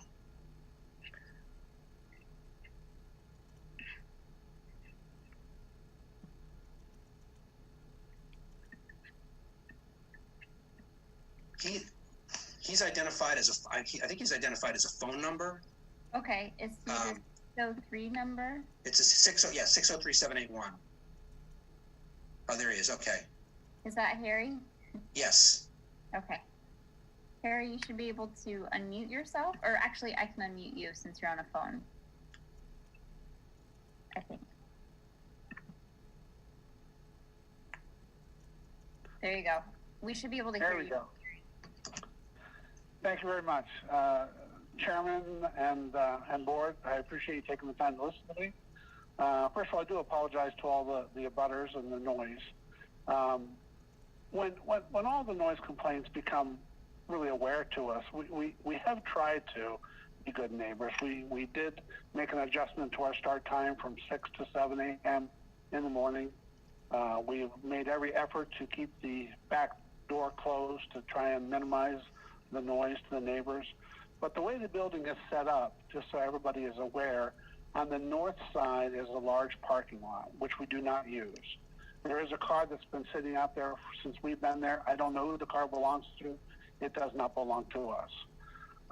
The maintenance on the building, that is taken care of by the landlord, not by us. They have gone through and done some improvements to the siding and so on, but again, that's done by them. All landscaping is supposed to be done by them.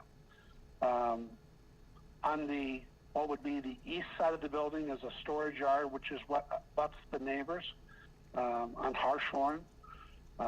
We use that area for storage over steel for shipping and receiving. There was the one occasion, and one occasion only, where, as our attorney had mentioned, we had an issue where some bolts were not tightened, and we went out and we used a battery-operated air impact hammer to tighten the bolts. That operation was not a continuous operation. It took place over 30 to 45 minutes, and that was done. That is the only time that has been done out there, and we would not do that again. So the only thing that we are doing out in that backyard is shipping and receiving. I will tell you that just as of a week ago, maybe 2 weeks ago, we had a visit from OSHA, and they said that they received a complaint, and they listed the complaints as operations taking place in the outside storage area. They listed that a beam had penetrated the fence. They mentioned that beams had fallen off fork trucks, and I walked the yard with the OSHA inspector and specifically asked him, do you see any penetrations to the fence? And he said no. He spoke directly with the two fork truck operators, and both fork truck operators said no beams have fallen off any trucks. We do fabricate many different things. Some items are longer than other items. But much like the pump company, we do the same type of operation. We do machining, we do welding, we do cutting, we do grinding. We just make different items. As I said, some of our items are longer. When we have a long item, we have escorts and/or we'll hire Walpole police to escort. We've done that on several occasions. But again, once the noise complaint became aware, I specifically wrote the letter addressing the issue. Then we received a second complaint which said that we had not addressed it, which really was not accurate. We've made the effort to try and be good neighbors, to change our start time from 6 to 7 a.m. I can't imagine when we were ever in there at 5 a.m. in the morning. 6 a.m. absolutely. But what we've done, we've changed the start time. We're trying to make every effort, and as far as I know right now, we've not opened that back door until 8 o'clock. But there are times when we have to open the back door. We have to receive steel. That is the only door that we can receive steel in. The others are loading docks, and we can't unload our steel off of a loading dock. So the only door in that facility is on the east side, which is the side that abuts the neighbors. So, again, we're certainly receptive to finding ways to minimize the noise, but for the most part, even in the summertime, we try to keep the doors closed so that, no noise from inside is going outside. But there are backup horns on fork trucks. And, when we unload steel, there are backup horns. There's nothing I can do about that. When the garbage man comes to unload the dumpster, he has a backup horn. He wants to go in at 6 o'clock in the morning, but we don't even open the gate at this point now. So he can't get in there at that time. But when he backs up, there's a backup horn. This morning I was laying in my bed and there was a backup horn from a school bus when they back up. It's just an item that's required for safety. There's nothing I can do about that. Are there any other issues that anybody would like me to address? Okay, so I've got some questions. First off, Ashley, is there anybody else that wants to speak? We have a couple of hands raised from folks who previously gave comments. So Mr. O'Connell and Dave Lynch. Okay, does anybody have any questions for Harry, who just spoke, I believe? Does anybody have any questions for him from the zoning board? Okay. I guess I do have just, I'm trying to understand, I just heard generally about welding and machining and that sort of thing, but can you describe sort of what it is that you do on the site, inside and outside, just so we're all clear sort of what the process is, and what it is what type of machinery you use? You mentioned an impact hammer, if that's something that's used generally, or just trying to get a better understanding of the operation. Certainly. The outside operation is strictly receiving and shipping. We get truckloads of steel in, we'll unload it. We'll either back it into the shop and unload it with the inside cranes, or we'll unload it outside. It just depends on what the item is. We try to back them in whenever we can. The inside operation is just, it's cutting steel with either an oxygen acetylene torch or a plasma torch. It's drilling with a mag drill, welding.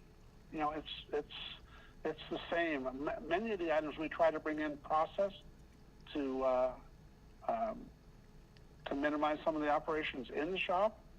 But again, as I said, it's really the same operations as the pump company. It's just that we make a different product.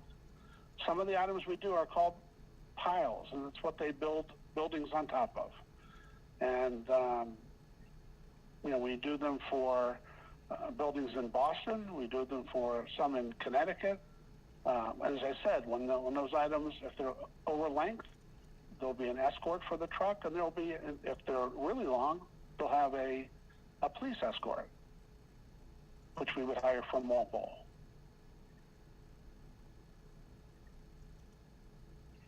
This is not sheet metal. It sounds like there are I-beams and sort of thicker pieces.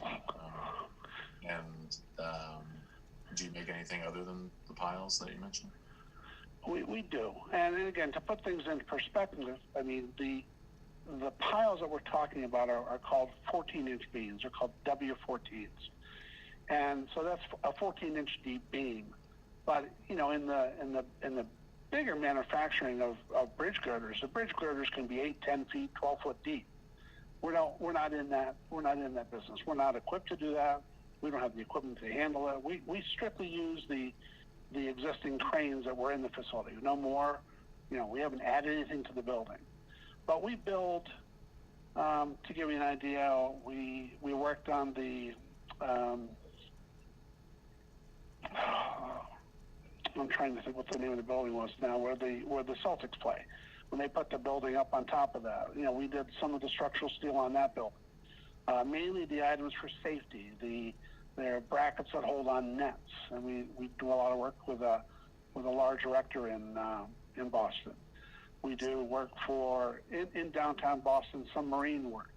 We built barges, but those are built on the water and not in the shop. And obviously, you just can't ship a barge. It's just too big. So we have done larger items, but they're done down by the water. We built railing. We do a lot of railing for whether it's MassDOT or other private agencies. I'm trying to think some of the other items that we do. I mean, we built bus shelters for Rhode Island. So again, it's a wide range of products, but nothing is larger than what the building itself will handle. The existing cranes will handle. So there are 2 7.5-ton cranes in each bay, and that's the biggest we go. So again, it has to fit outside the door, and it has to be able to be picked with a crane, and that's it. No more, no less. Thanks. Thank you. I do have one question for you, sir. Do you have other facilities, or is this your only manufacturing facility? This is our only manufacturing facility. Thank you.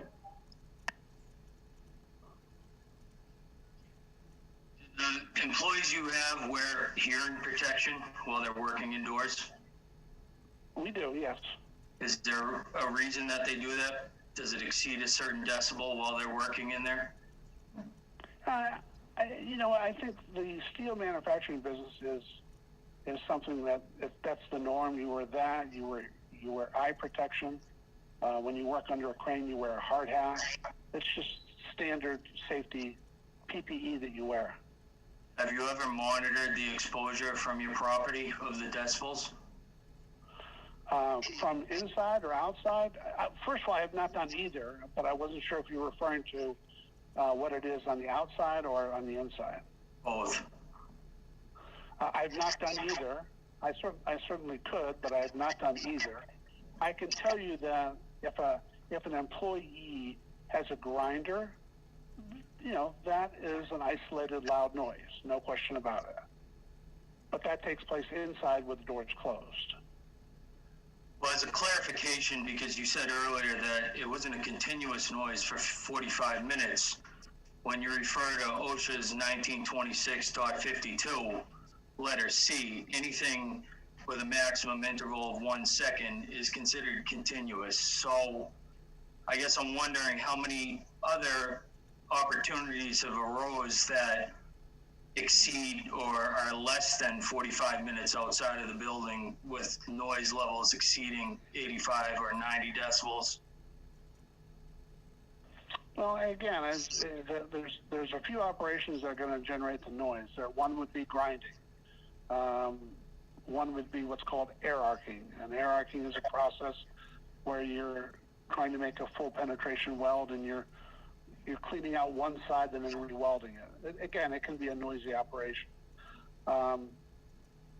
Rolling a piece of steel over, sometimes, again, that can be noisy. So there are, rather than trying to determine when exactly a noise is going to occur, it's easier to say to everybody, we're just going to require the hearing protection. It's a better safe than sorry, right? Some days maybe there's no noise that warrants it, but it's not worth there being that one time and somebody getting exposed. So we wear it all the time. The other question I had was with regards to a abutter who walked by and saw someone painting on the premises, and obviously that person that was painting was wearing full PPE, probably a respirator. Do you monitor the exposure limits for airborne contaminants leaving your property? We have not. We can. I think the hazmat suit he was referring to is, I call it the Michelin Man suit, just so that he doesn't get any paint on his clothing. And he has a full hood with fresh air so that he's safe as well. Painting is such a minor part of our operation. Most of our work is galvanized, or in the case of these piles, they go out uncoated. So, again, painting is an operation that, for the most part, anything we do is galvanized and painted, and is done by an organization in either Boston called Duncan Galvanizing or in Taunton called V&S Galvanizing. And they have what's called a duplex coating system, which is paint over galvanizing. I thank you for your answers, and I do like to see businesses succeed in Walpole, and I think it's great that you're a DBE, but certainly some stuff to think about here. Thank you. And I would add, listen, we want to be good neighbors. Listen, I don't like hearing that people are upset about us being there. We want to be good neighbors, and we've tried to make the effort to change the start time. And believe me, it wasn't a popular decision with the men. Everybody liked to work from 6 to 2:30 and have the whole afternoon off. But we understand that. Listen, that's too early, so we've changed it to 7, and we've made the additional effort to say we'll keep the door closed. We We won't have trucks come in until 8 o'clock. But honestly, beyond that, you know, we have to receive trucks. The only way for me to get steel into the shop is through that one singular door. I have no other way to get it in that door, in that facility. And beyond that, we try to keep the doors closed. You know, I don't know that,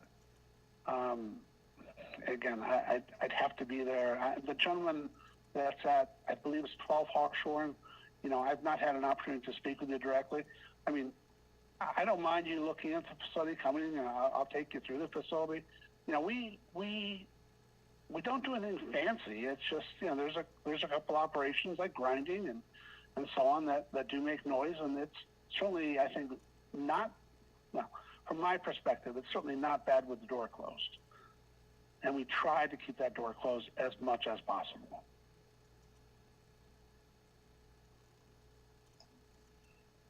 Okay, thank you. Drew or anybody else, any other questions? Because I think there's still a few more people that want to have comments. Okay. Ashley, is there somebody else who, and I know we're getting into the second time around for some of the people, but that's okay. Okay, so the next hand raised was Dave Lynch. Dave, you should be able to unmute yourself. Hello? Thank you, Ashley. Yes, I'd just like to say that the nature of their business, it's inherently noisy. There's no way about it. It's excessive, annoying, aggravating. I'd also like to point out that, in my opinion, the building isn't suitably sized for the scope of the work that they do.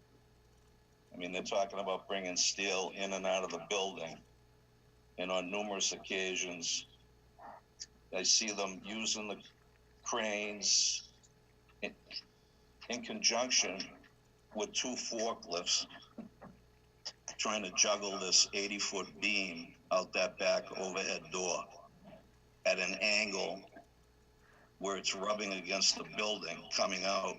That's part of the noise that we're hearing. And then when they do get it out, they're loading it onto a flatbed trailer. And before it gets on the trailer, it's dragging on the pavement, making this hellacious sound. Also, when looking at their capabilities from their website, it's pointing out the addresses, 1 Westinghouse Plaza in Hyde Park. I worked there for 10 years at Howden Fan Company, and I can see where F building, where they were operating out, apparently they're not there anymore.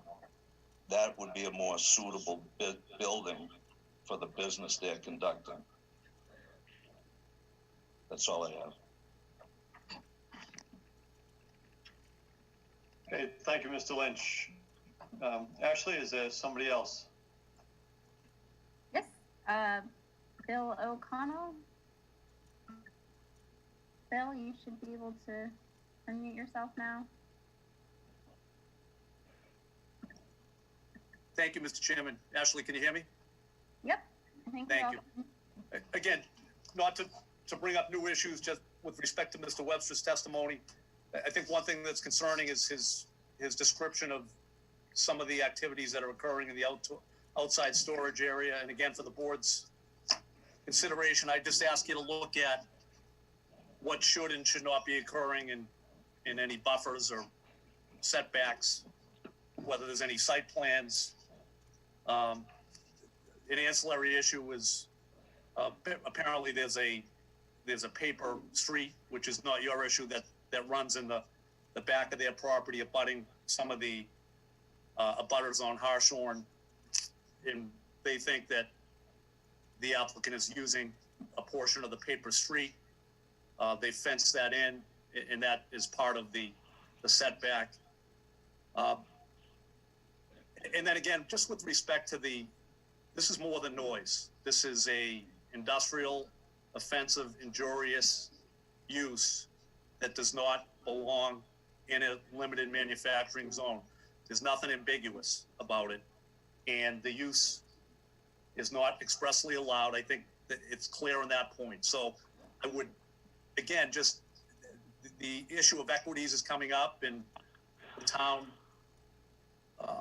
welcoming business, which is fine, but it's, for this particular area, it's not the right business, given that it abuts a general residence neighborhood. And it seems like the burden is somehow being shifted to the abutters, and that should not be what's occurring here.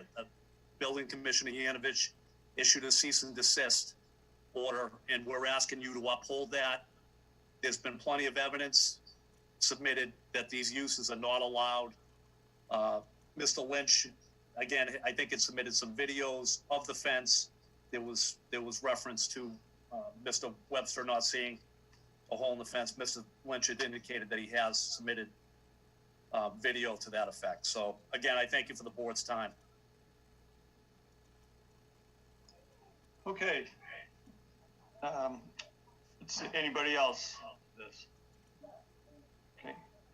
So we've got Kathy and Kathy and Tom. Hi, it's Kathy Kavlich. I just would like to add one thing, and after listening to everybody else speak, and to just let you know as board members that these are our homes. You know, many of us have lived here for 25, 35, 50 years, and it's a neighborhood. And there's one manufacturing plant there, which we've always managed to live with without any big issues. And now this issue has come up. And so as you're considering this, I'd like you to think about what it would be like if it were your home in the area. And I know I'm across the street and we live mostly at the back of our house. And I know the impact it's made on me and on my family. And I can only imagine what it's like for the Lynches and the Matthews and the Walshes and the people that directly abut. And that level of noise and having to live with it day in and day out. Yeah, there's some days that you might not hear it as much, but it's ongoing. And so I'd ask you to consider that too, carefully, you know, as you're trying to figure out. And I thank you so much for listening to all of us. okay, thank you. So what I'd like to do now, board members, we have some everybody from the building inspector to the attorneys representing both parties on this. Do board members have some questions that they want to ask? Keeping in mind that I think we're probably going to continue this, at least I would like to, but get as much testimony from the parties, and then we can, you know, have discussions later, but maybe we don't need everybody, but the board can keep the hearing open and deliberate, but amongst ourselves. So, do you have questions for people that are here with us tonight? I do, Mr. Chair. Okay, go ahead, Bob. So we've been discussing about the certificate of occupancy issue, and I'm wondering if the building inspector can address whether there are certificates of occupancy on file for the prior uses of the site, and if so, what those uses were specified there. Or if you could just provide copies of what you have in the file to the board so we could review those. So I believe we did find some older certificates of occupancy. I don't believe we found anything from Denmark Pump, and I'm not even sure we found anything from Walpole Woodworkers. And that's not uncommon for a building department where one manufacturing use per se takes over for another, or one business use, you know, one convenience store takes over for another. It's not until a problem arises that, you know, sometimes an occupancy is filed for. I think this is deeper than whether or not we've had previous occupancies. Is this use, you know, within what's allowed in the district? We can definitely do another look-see through the archives here. We're a bit archaic in the fact that we have paper archives up in the attic that we have to search through. We can do it again, and whatever we have, I'll provide the board. But I don't believe we found anything of significance when this thing was first coming about to see, if in fact there were occupancies and what the occupancies said. I know I permitted Denmark Pump in 2014 or 2015, and they did come in and file additional permits.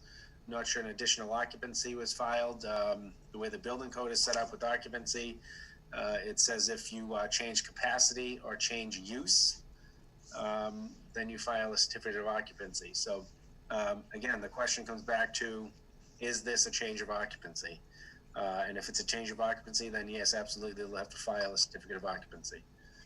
If I may, to that point, I'm looking at section 3.2 of the bylaw, which states that it shall be unlawful to change the use of any building or structure until the certificate of occupancy shall have been issued by the building inspector. So I think what this turns on is whether this is a change of use from the previous occupant of the building. Again, client's happy to do what's necessary, but I think we need to resolve the threshold issue of whether this is a permitted use or not. And I think we've stated pretty clearly, I have to agree with Mr. O'Connell that it is unambiguous. This is heavy machinery under subsection P, which would constitute a permitted use.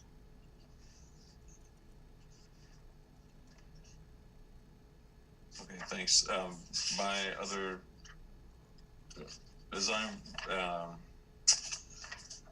looking at the bylaw under the basic requirements under section 5, subsection 1 and subsection B, this seems to be a general requirement. Essentially, as I read it, it prohibits basically nuisance type uses, regardless of where the building's located or what it's being used for.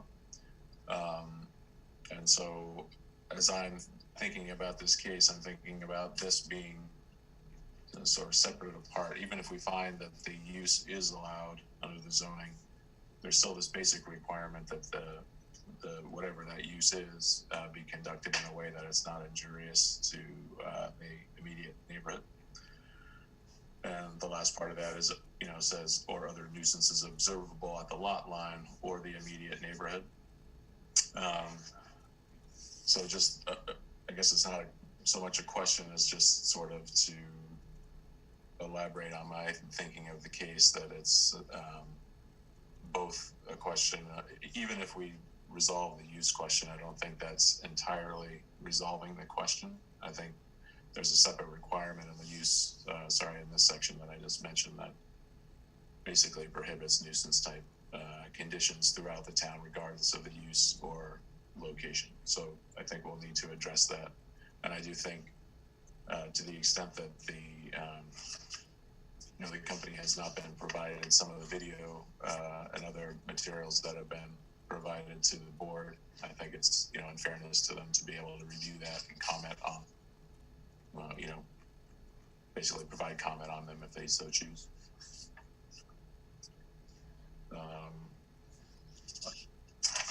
And then, if I may respond to that, I don't disagree with it. That's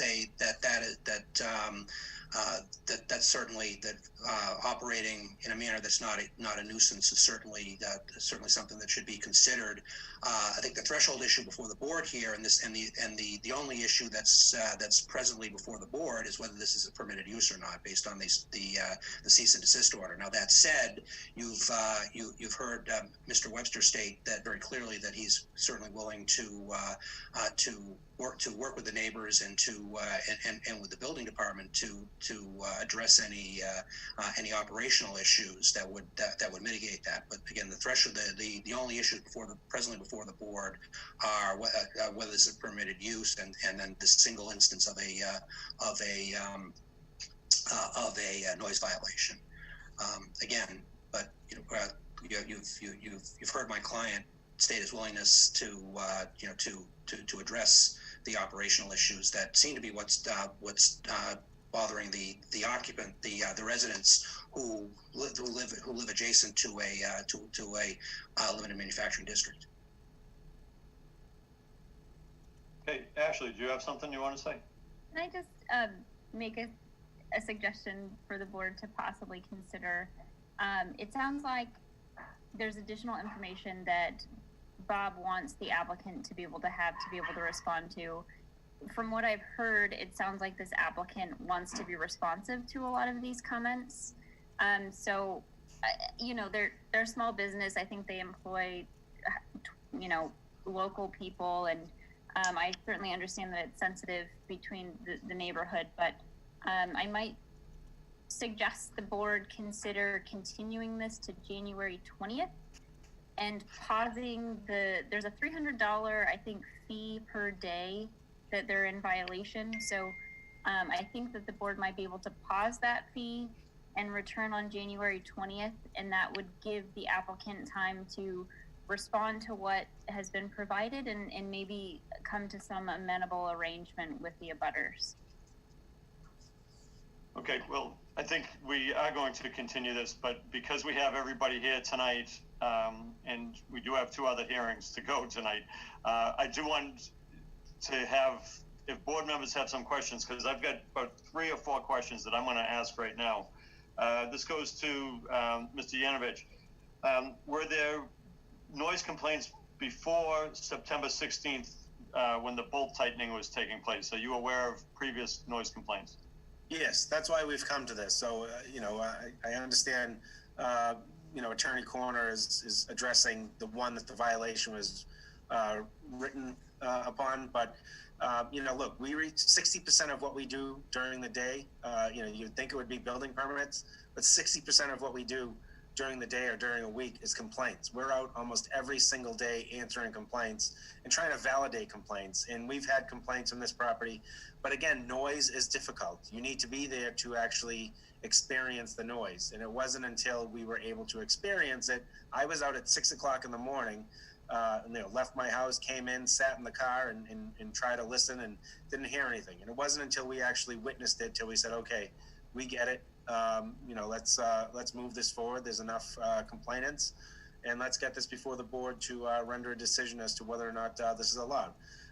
So yes, there were complaints, and it goes back almost a year ago. Inspector Dugan, one of my colleagues who works with me here in the building department, was on this, and he was frustrated because he wants to represent the abutters.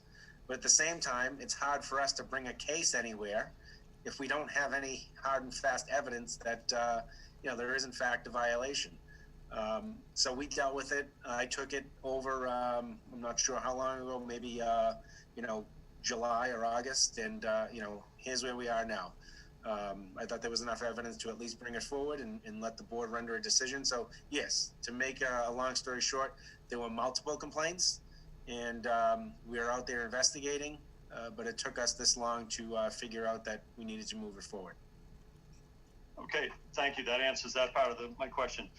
How about who is responsible for a certificate of occupancy? Is it the property owner or the business owner? How does that work with your department? So the way the code is written, it's usually who is in control of the property and a property interest by way of lease. You know, so if you're an occupant taking over a space, property interest or having an interest in the property is usually enough to secure a lease, secure an occupancy with the approval of the building owner.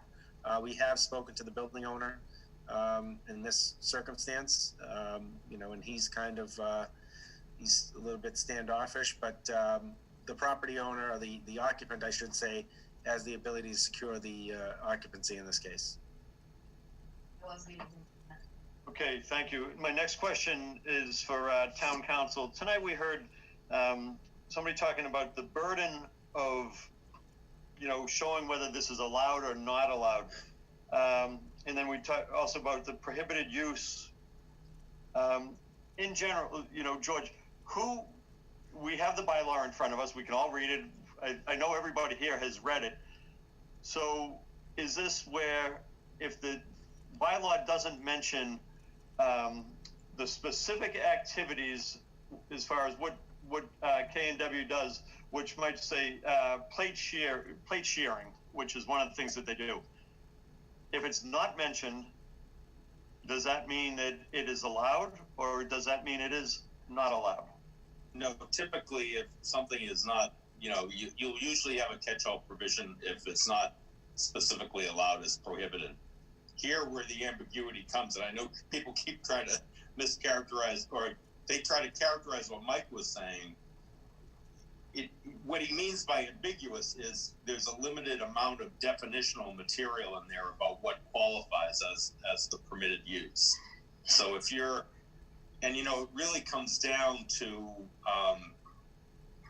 sort of an affirmative decision you're making on the appeal. In other words, is there going to be a motion to affirm the appeal and overturn the building inspector's cease and desist order? And so what you're trying to do is interpret that, I'm not going to call it ambiguous language, but limited definitional language for you that you have to make an interpretation within the plain meaning of what's before you. So, and it's a little difficult, and I definitely agree, get all the information you can, continue the hearing though, because the board members are going to have to look at this language as well, and look at it and think about what they heard is going on there and whether it falls within this definition or not. But that's where the sort of the so-called ambiguity comes in. It's that you just have, it's very scarce definitional language. And it's nothing against the Walpole bylaw. This happens commonly in other zoning bylaws. Somebody is not on mute. Did you hear that?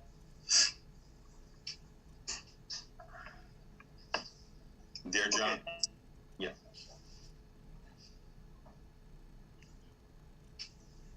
Okay, other board members, anything for tonight? We will continue this.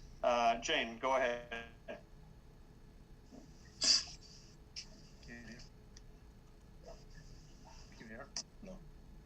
Jane, you're still on mute. I'm having a hard time with this because it sounds like there's two sides to the coin here. On the one hand, I fully am sympathetic with the homeowners who live there. They've obviously lived there next to limited manufacturing or light manufacturing, and it's been an amicable situation. And now we have new tenants come in, and it's not a pleasant match made in heaven, let's put it that way. But I don't know how we're going to resolve this, because it sounds to me that it in all probability, it sounds to me that the present company that's in there is operating within the confines of the limits, if you will, of limited manufacturing.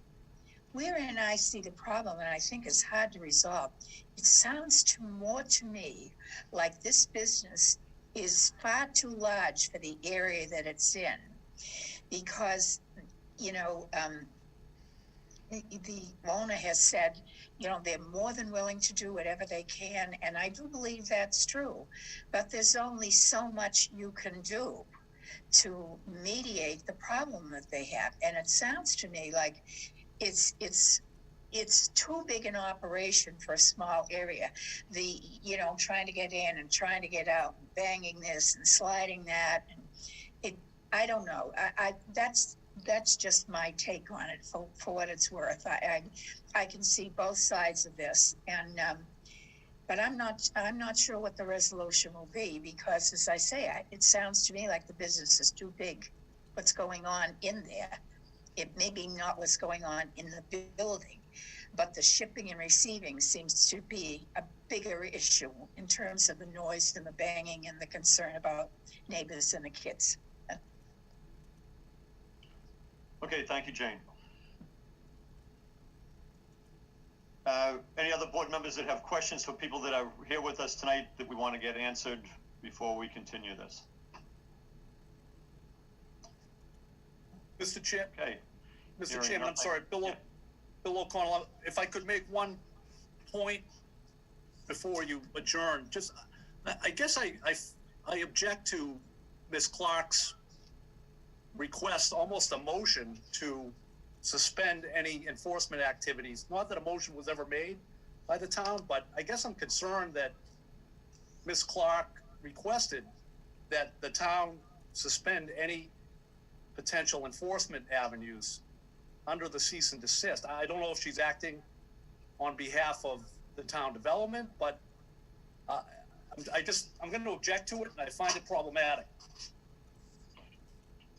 Yeah, I'm not going to maybe town council can opine. Okay, through me, I'll ask George. Thank you, Mr. Chairman. Would there be a reason to or an advantage to the town to, suspend the, You muted yourself, and I would love to explain the why if I just have an issue with what authority. Hold on, Mr. O'Connell. Yep. Sorry. Not back and forth with somebody. And Ashley, I asked George the question, is there a reason? Yeah, George, is there a reason why it would be advantageous to the town to suspend the $300 fine? Well, that wouldn't be unheard of, that you suspend enforcement while a property owner is pursuing an appeal. If there's some type of daily egregious conduct that's going on that raises a concern that the more time passes, the worse damage is being done, that's one thing. But if it's really a matter of interpreting whether what they're doing there is as of right, and there's a timely appeal filed to you, I mean, it does make sense to stay enforcement, pending the resolution of the question. So I definitely don't think it's unreasonable to stay enforcement. I've seen it done many times, that the cease and desist itself, many times the inspector stays enforcement pending an appeal. A lot of times they'll put it right in the order, cease and desist, but you have the right to appeal, and we're going to hold off on enforcement. So, it's really up to you how you want to deal with that. But it's more, I was unaware that you were fining this, that the building inspector was fining this property owner.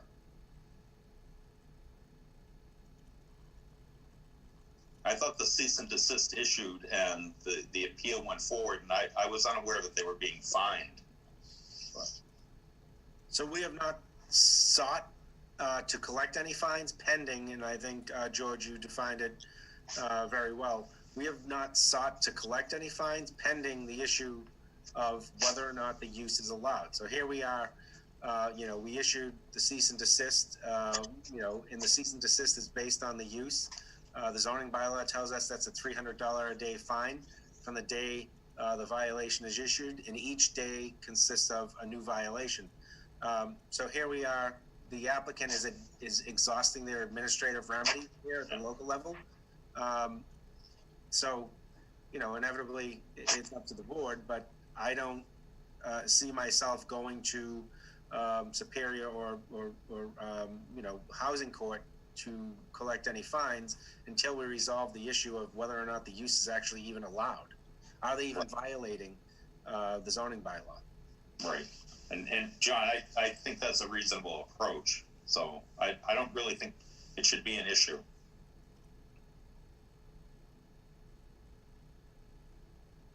Okay, then we'll just leave it as it is now. It's a violation right here where it talks about that. So, okay, so what I would like to do at the request of the applicant is continue this until, Ashley, did you say January 20th? Yes, if that works for the board.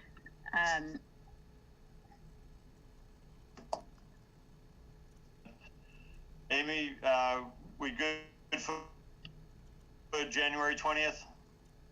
Yep, so we have 2 cases on that night, but we should be good. Okay. Yeah. And I don't know if we need a written extension from the applicant, or I'm not sure where we're at on time. I don't think that you need one, but if you would like one, I'm happy to grant that. I would also open the possibility if any members of the board would like to see the facility for themselves, that's certainly, my client can certainly make that available. If that would help advance the process, and perhaps help the perhaps have taking up Mr. Fitzgerald's point, perhaps address dealing with some potential operational issues if that were helpful to the board. But again, the issue before the board is as a matter of law whether this is a permitted use under the bylaw. Yeah, John, can I add something to that? Sure, go ahead, George. Thanks. Yeah, just to follow up what on Ashley had suggested originally about when she first mentioned the continuance. Bob raised a very interesting issue. There isn't a cease and desist out there that's on appeal for violation of that nuisance condition. But it would definitely, regardless, so just, and I'm not saying how the board will vote, because there's a lot of information there and you've got to interpret it. It'll be for you to vote to deny or uphold the appeal. But in the event, the finding that, in the event that you agree with the appeal and you overturn the cease and desist, that this is an allowed use, it would certainly benefit the property owner, to take some affirmative steps to sort of, see how many of the complaints of the neighbors can be mitigated or alleviated, because, you could see where this movie is headed. If you find that it's an allowed use, you end up with another cease and desist order on the nuisance condition. So it would be of great benefit to everybody if some type of progress was made on those issues before the 20th. And I agree with that entirely, because again, it doesn't make a whole lot of sense to be before the board again dealing with operational issues. And you've heard my client's willingness to try to address those operational issues within the permitted use, and and if there's anything that can be that can advance the ball in that regard, my client's so open to that. If I might, Mr. Chairman, just the letter submitted by Attorney Corner does indicate that the original violation notice referred to Section 5A1B, which is the more general no nuisance condition. I understand that may not be specifically may not have been called out specifically in the cease and desist order, but it seemed like that the company was on notice that was one of the bases for the violation. And that relates to the single violation in September. And it said to cease exterior steel fabrication forthwith, which they did. There was never any exterior steel fabrication, and furnished this office with a plan for review and approval detailing steps to abate and reduce to an acceptable level the excessive noise.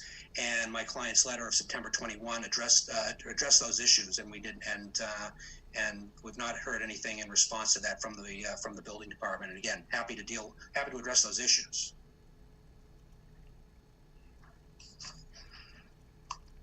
Thank you.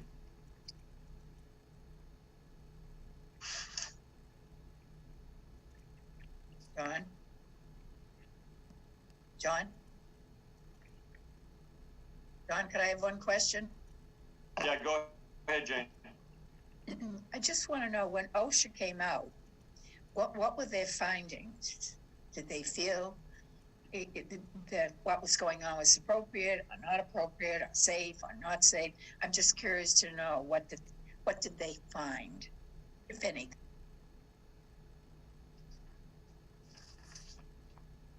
If I may, can I address that? Certainly.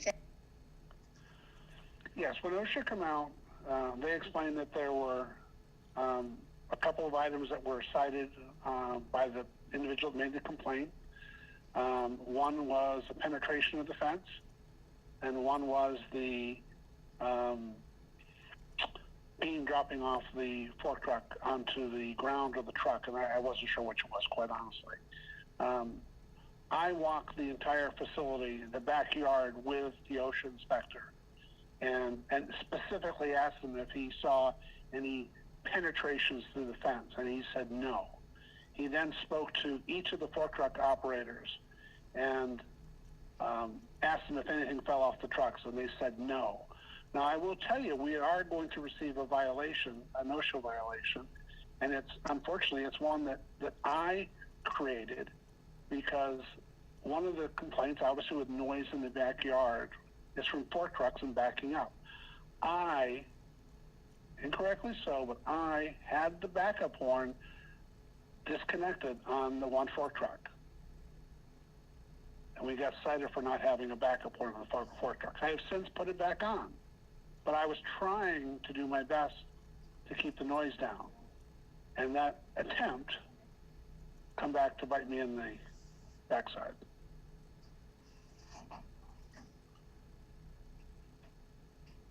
Okay, I'm sorry, I was having connectivity issues. So what I was saying is... Did we agree to continue this hearing?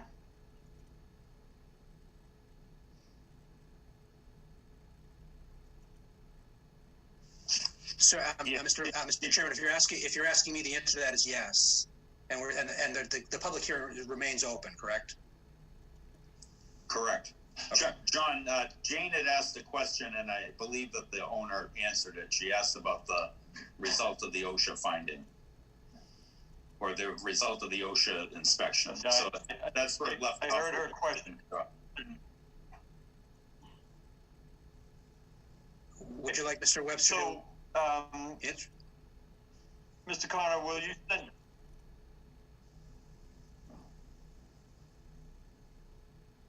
I'm sorry, Mr. Chairman, I lost you. If he wants to answer the question about the OSHA finding. Sure, yeah. Harry, would you... What's the question? Yeah, so when OSHA come out, they have two items that were on the complaint. One had to do with a beam penetrating the fence. Another had to do with a beam falling off a fork truck. And I don't remember if they said it was onto the ground or onto the truck. I physically walked the property, the fence line, with the OSHA inspector. He took pictures. I specifically asked him, were there any penetrations? He said no. He asked about a beam falling off. I said, I was not aware of any beam that fell off the truck. He said, well, he wanted to speak to both fork truck operators, which he did. And they had said that no beam fell off the truck. I then said that there will be an OSHA fine, and it's because of something that I did in an attempt to cut the noise down, minimize the noise. I had the backup horn on the fork truck disconnected. That is an OSHA violation. That's my fault. I shouldn't have done it. I was trying to make an attempt to minimize the noise to the neighbors, and it's going to cost me. But I fixed it. The backup horn is back up now. There is nothing that we can do about backup horns on fork trucks in that yard. There's just nothing we can do about it. Whether it be a tractor trailer when it backs up, every tractor trailer has a backup horn. You know, every school bus has a backup horn. Every garbage truck has a backup horn. And every fork truck has a backup horn. And every light manufacturing, whether it be structural steel fabricator, whether it be a Denmark pump, anybody who uses a fork truck in light manufacturing has a backup horn. And that issue would be present no matter who is in that facility.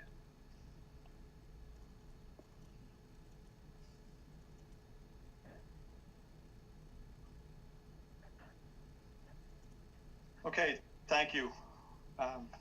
So we'll continue this until January 21st. I'm sorry, January 20th. The hearing will still, the public hearing is still open, so we can still receive information from any place.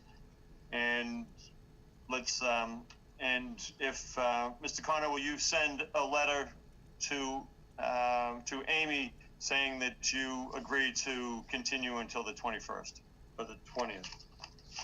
That's the January 20? 21 at 7 p.m.? That's correct. Okay, I will do that, probably tomorrow. January 20th. 20th. Yep. Got it. Thank you. Thank you very much. Yep. January 20th, 2021. Okay. Okay, so we will keep this hearing open. Thank you, everybody. You need a vote, okay. John. John, you need a vote. No. Okay, roll call. Could I have a motion to continue? So moved. Moved by Jane. Could I have a second? Second. Second by Bob. Okay, roll call. Any further discussion on continuing this case? Roll call vote. Bob Fitzgerald. Aye. Drew Delaney. Aye. Jane Coffey. Aye. Dave Anderson. Aye.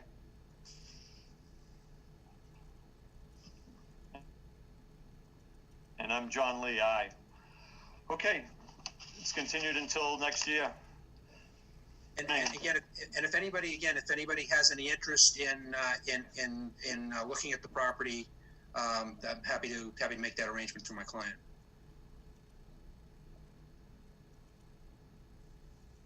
Okay. If any board members want to, please work through Amy and Mr. Connor. Thank you. Thank you, everybody. The next case we have is a continued case. Thanks. Case number 30-37, Paul Burke, 1 Winthrop Street, variance requested. Yes, George, thank you so much. Thank you. Thank you very much. Good night. Happy holidays. Good night. Merry Christmas, George. Merry Christmas, George. Same to you.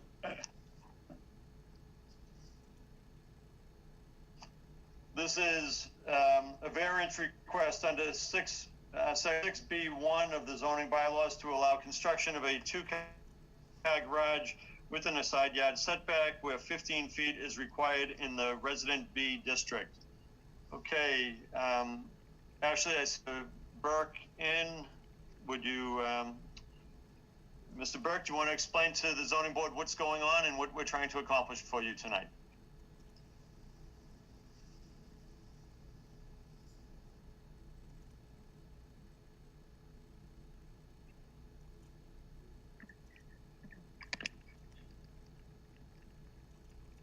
Hello? Ashley, can you hear me? Yep, we can all hear you. Oh, okay. Yeah, I had to tweak the garage a little bit because I had a few issues in the backyard. I had a willow tree that was going to be too close to the garage, so I had to move it a little bit, and also it was going to be very awkward to get in and out of the driveway, in and out of the garage. I'm saying from the driveway to access the garage from where it originally was going to be. So I just had to tweak it a little bit, and I thought I had plenty of room, but I was off. I was off a little bit.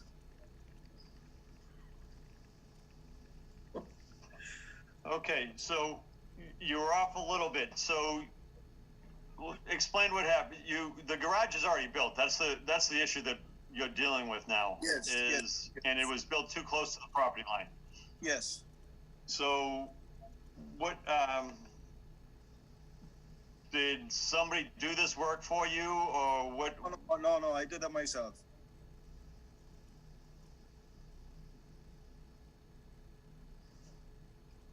Okay.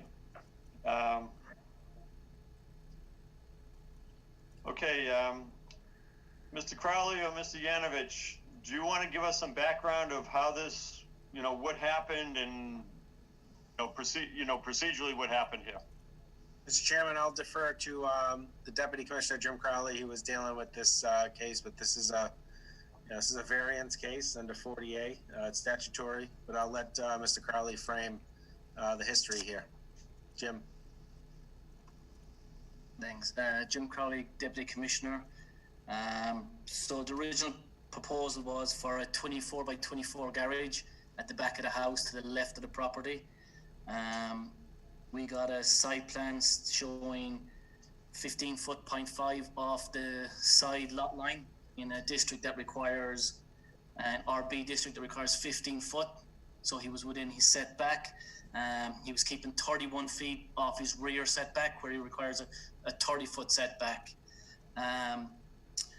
He started building it and we went out for a rough inspection for the frame and the foundation to find. I asked him for a as-built, as we do with all new buildings, which Mr. Burke provided about 4 or 5 days later to us in our office, which showed he'd gone from 15.5 down to 13.3 on the side yard setback, which once that was notified, we failed the building as being too close and any side yard setback, which he proceeded to apply for his variance.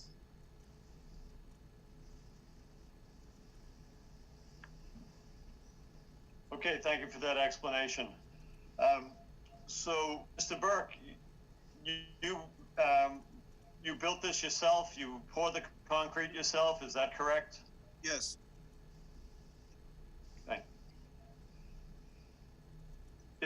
So there's nobody trying to find out who's at fault for this?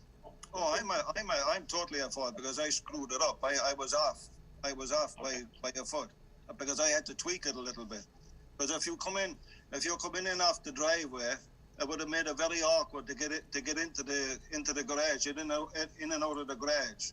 So I had to tweak it a little bit, and also the willow tree to the right of the garage, it was too close if I had to move it originally where it was supposed to be. But I thought I had plenty of room, which I didn't build it. I didn't build a garage. Asked for forgiveness after. I thought I had plenty of room.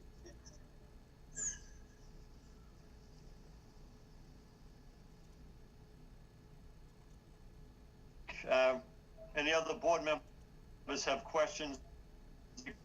Become experts recently on garages in Walpole with situations like this. So, does anybody have any questions for the applicant or the deputy commissioner? If you'd like, I could pull up the plans. My understanding was there's also a tree there that was in the way. Yeah, the willow tree. Yeah. That he was trying to. I've got the plans. I've got the plan shed, but they do not show the tree, at least on my plans.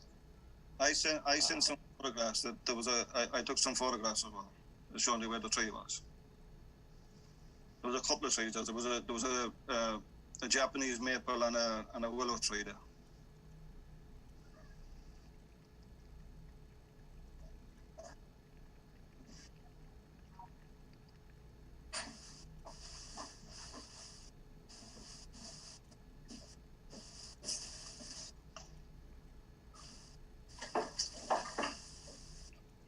Okay, Ashley, are you pulling that up? Yes, just waiting. Okay, as she's working on that, do other board members have any questions or comments about variance request?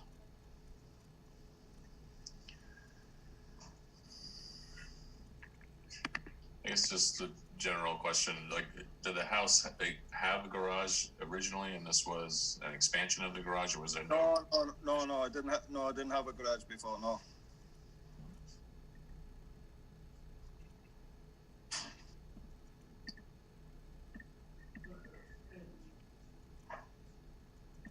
Mr. Crowley, is there anything that the applicant can do at this point to meet the requirements other than remove this structure and start from scratch again?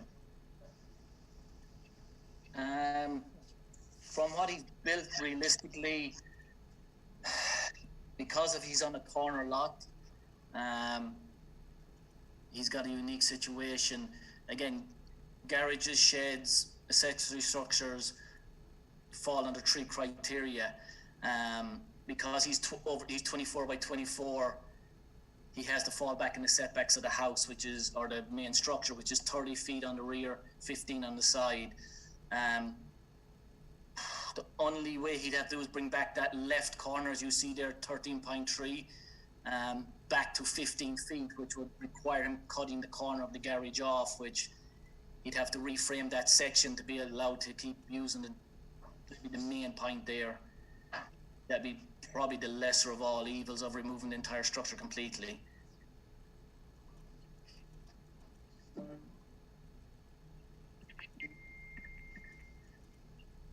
And I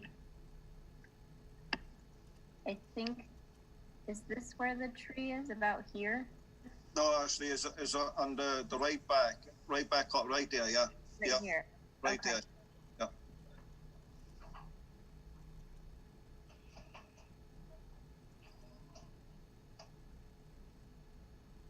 Mr. Chairman? Yes, John? go ahead. Yep, go ahead, Jane. The question comes, would we have, as a board,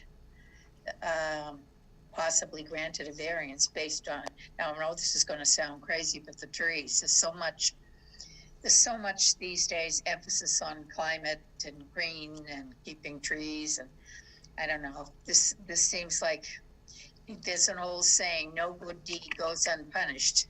You're trying to save the trees at the same time, make it easy to get in, and this is the dilemma he finds himself in. I do believe that he genuinely felt that he was okay, but. No, I did, 100%, no, I did. I wouldn't have gone ahead with this if I didn't. Yeah. Oh, it's a dilemma. I don't know. Yeah, the problem I run into, Jane, is that, you know, if he had moved the shed, you know, 1.7 feet the opposite direction, we wouldn't be here. But he moved it 1.7 feet towards the property line, so we're here. And I was actually hoping that somebody built it for him, that he would have recourse to go after them and figure out a way to solve it. But you know, that's not what happened. He poured the foundation, and it's and it is what it is at this point. It is, and we've spent a lot of time on garages that were, somebody poured a foundation, somebody wanted a garage. We had stuff thrown back in the zoning board's face about, well, you approved this one a number of years ago. Yep. So I don't know. This is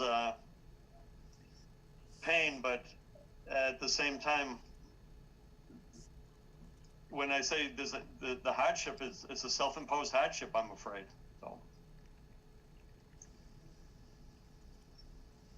Bob, what's your thoughts? Well, I agree with what you're saying. I mean, it's a very difficult position for the board. We've, you know, denied variance requests for similar situations, and we certainly don't want to set a precedent where, you know, if you build it and then come to ask for the variance, then you get it. But if you ask in advance and you don't meet the criteria, then you don't. That kind of sets up the wrong incentive for obvious reasons. And I'm not suggesting that that's what happened here, but that's, someone would point to that in the future and say, if I build it and ask for forgiveness, I'll get it. And but if I ask for permission, I won't. So that's an issue. You know, and I'm just talking out loud. I mean, obviously one of the distinctions here is that the structure's already been built, and you know, the issue of whether we can direct that a building be removed. I guess we certainly have that authority, but whether that changes the calculus in any way, I don't know, to be honest. I have to think about that one a little bit further. I don't know if we have any abutters who want to speak on this, or whether there's been any letters from the neighbors. There actually has been a letter from the neighbor on the left. Yeah, we do have a letter. You are correct, Mr. Burke. We have a letter from, I believe it's Mr. Amaral. Yeah. Yes. Who's the closest one to it, and his letter states that he's okay with it. Yes. Ashley, is Mr. Amaral here this evening? Nope. I see Donald Wright, Rob Truax, and Walpole Media. Okay. Okay. So, but we do have that letter. Okay.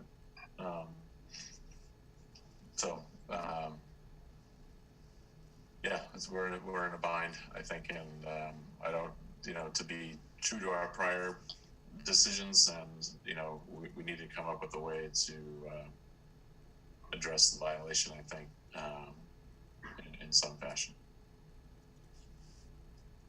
Okay. Suzanne, you have your hand. This is for Jim Crowley. Jim, is there a way for him to reframe that side? It's possible. It'll take a bit of tweaking because it's only 1'7". It is possible to kind of kitty corner it. Yeah. With a beam going from corner to corner, take the weight of that corner.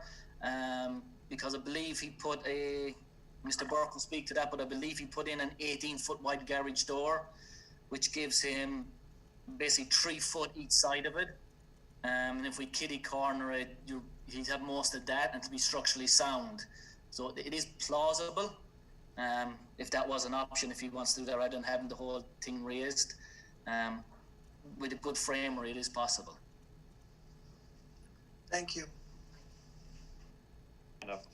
That's exactly. That's what I'm thinking.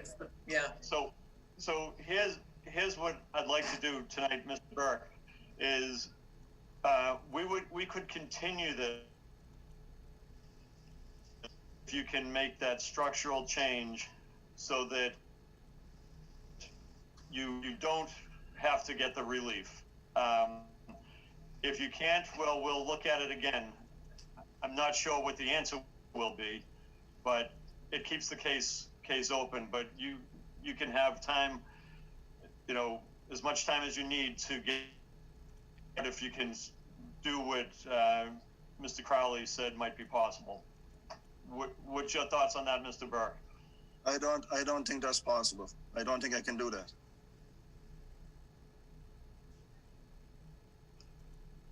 Okay. That's not put. I'm not saying that it can be done. I'm just saying that I right now I can't do it. It's not something I can do.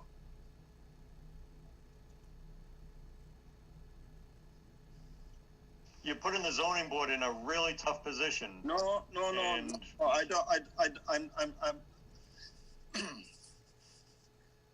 I'm just trying to be realistic here, because I didn't go ahead and dig this garage and then go ask for a variance, because when I did the as-built, it came back that I was in violation on the left-hand side on one corner. I didn't go through all this process just to do that. I thought I had plenty of room to do that, to avoid the willow tree and the Japanese tree, avoid damaging those two trees, and also to make it easier for when I come into the driveway to access the garage, because it's right now it's at an angle. Coming in and out of the garage is even awkward getting in and out of it now, the way that it is. But if I didn't tweak it, it would have been worse. I wouldn't have got in, it would have been a pain to get in and out of the garage. So I just tweaked it a little bit. I thought I had plenty of room.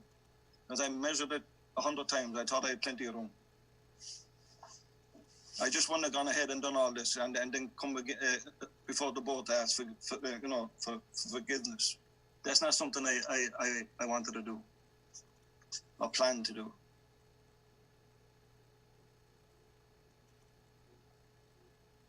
Board members have questions. Suzanne, you're on mute. I was just saying, we're not a confessional booth. No, I Kind of understand. tough here. I understand that. So, I want to try to say this again, Mr. Burke. It might be helpful if you look at your possibilities of modifying the garage. Otherwise, if the zoning board approves it, you'll be happy. If the zoning board denies it, you're going to be really unhappy because you're going to have to take the garage down. And what we're saying is, why don't you take some time and see if you can, you know, structurally change it. Otherwise, I think it's going to be a hard vote for. It's not. I don't think it's going to go in your favor. So, but I don't know until we actually, as far as look at your options as far as modifying it.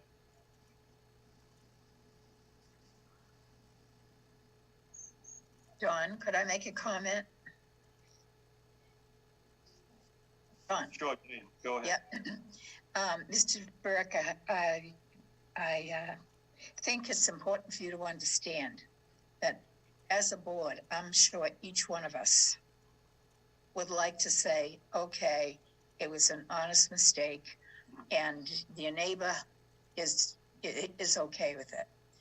But what I'd like you to understand is that as a board, if we say okay to this, and the next person comes along who decides he or she is deliberately going to do X, Y, Z, and then come before us. And if it puts us in a tough position, because if we have to say to that person, no, you have to move it, then it comes back on, well, you did Mr. Burke on such and such a day and you let him do it. So I just want you to understand, I'll speak for myself personally. If it were up to me and your neighbor was fine with it, I'd say go for it. But unfortunately, as a board, representative of the zoning board in the town, we don't have the liberty to do that, because it becomes a matter of, once we do this, then the next one and the next one and the next one, and then that sort of defeats the zoning bylaws. So I just wanted to make sure you understood that. No, I do.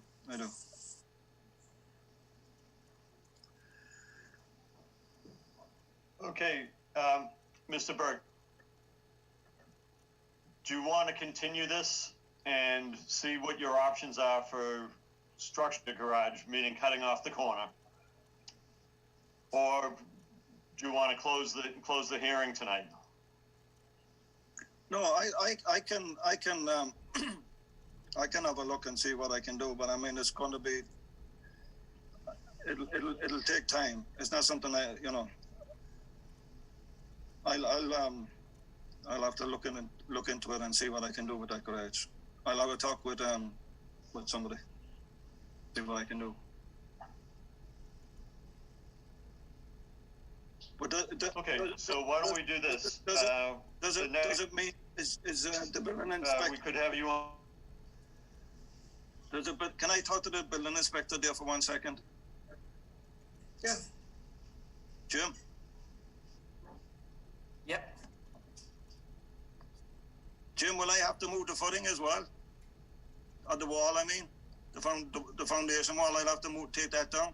Yeah, so that part would have to come down as well. So that's I'd have to break up the floor as well, inside? No, not inside, no. The foundation wall, which is part of the structure, yes.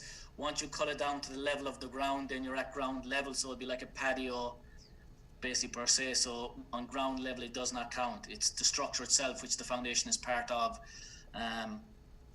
So again, I haven't been out there in a few months, so I would have to look at the frame of it. But from my experience, it's plausible to put a beam on the top plate to contain that corner. And that'll take the whole weight of the corner and the wall, so the wall would sit on the garage floor on the inside. Then you'd have to remove the corner of the foundation. But again, that's something for you to look into if you want. Okay. Okay, so Mr. Burke, would you like to continue this case until January 20th? Yes. Okay, At the request of the applicant, could I have a motion to continue this case until January 20th, in which time he will find out about his options as far as structural modifications? Surely. Could we also get an approval for a time extension for a variance? You have 100 days from the date of the application.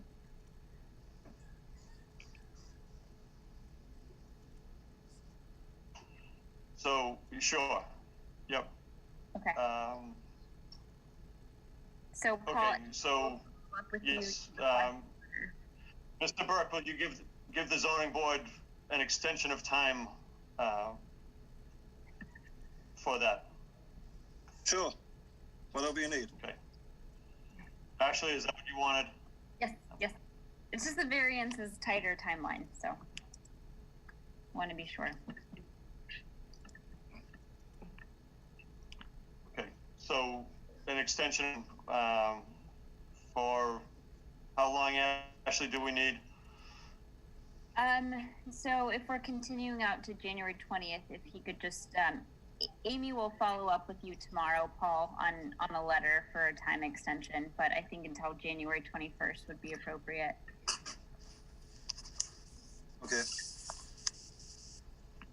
I like the extra. So he's agreed to a time extension.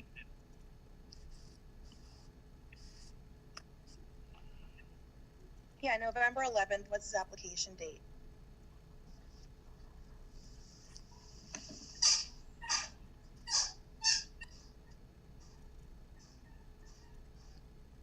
Okay. So we'll continue this out until January 20th. After we need to, did somebody already make that motion? So moved. Okay, moved by Second. Second by Jane. Okay, any further discussion? Okay, roll call vote. Bob Fitzgerald. Aye. Van Murphy. Murphy, aye.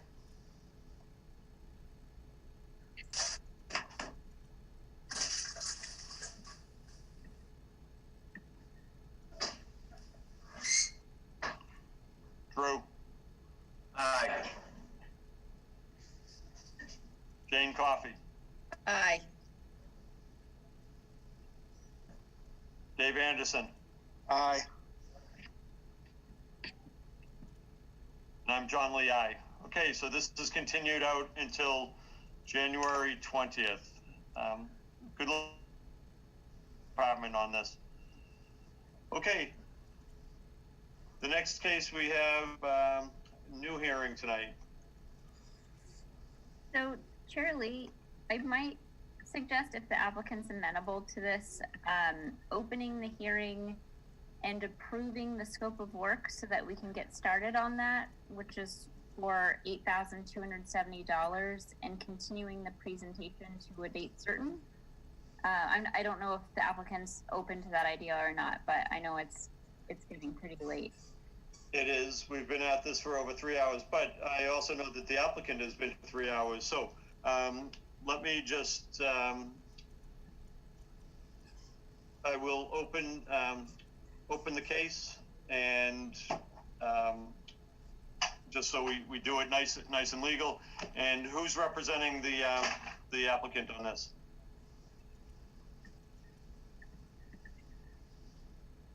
So Paul Cusson is here from Delphic LLC. I promoted him to be a panelist.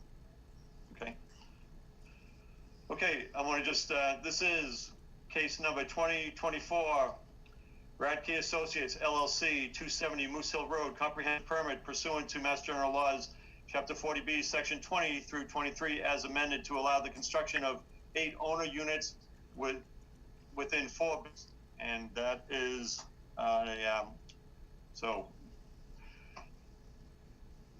Mr. Cusson, good evening. Do you want to, have you seen the scope of work for peer review that the zoning board has put together?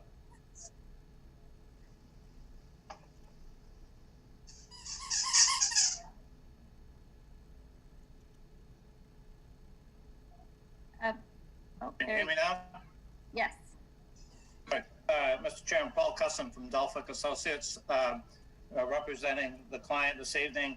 To answer your question, we have not seen in detail the scope of work that's being proposed. I think I late today, so I haven't really reviewed it yet. Can we kind of go over that a little over the on this call? Can you share that on the screen, Ashley? I can. Let's see. It is, so it's peer review from Tetra Tech, Sean Reardon, and the scope is pretty standard. It's for civil site and utility plan and document review and meeting attendance. Let me just pull the document up. The idea is we want to get this peer review going so we can get your project going. Just pull up the. I mean, need a meeting to discuss the peer review, but having said that, this is a relatively small development, and I'd like to take a look at peer review to see what his plan is. As you know, under 40B, it's similar to a planning board process where you would submit preliminary plans. You know, they review preliminary plans. Then later on, you submit definitive plans. So I just want to be sure that peer review is basically sort of reviewing preliminary plans and maybe some traffic information that's already been submitted. So no traffic is part of that, given the size of the project. The proposal has been scaled down. Under 40B, as you know, the ZBA is allowed to have peer reviewers review, and you can appeal that scope for a conflict of interest, and if the qualifications you don't think are appropriate. So I'm happy to send you that scope. I would recommend that the board approve that so we can get that work going so that we can get your project reviewed. Okay with that. I just need to take a look at it. I'm familiar with the firm capable. It has been sent to you. And I'm very much aware that the ZBA needs some expertise to review the plans. We're okay with that as well.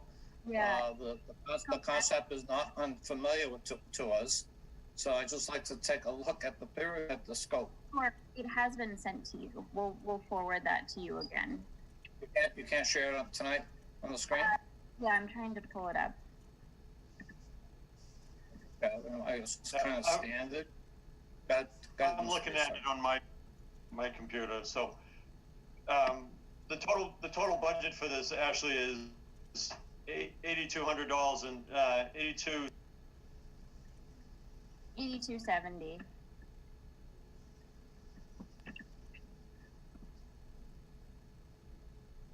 And that's we're all gonna fall coming on now. I see where it's dated May 20th. We've never seen it. We'll forward you the email that we sent to you previously. Let's see, scope of services. Hang on, let me just. So I've got it on my screen now. I see it.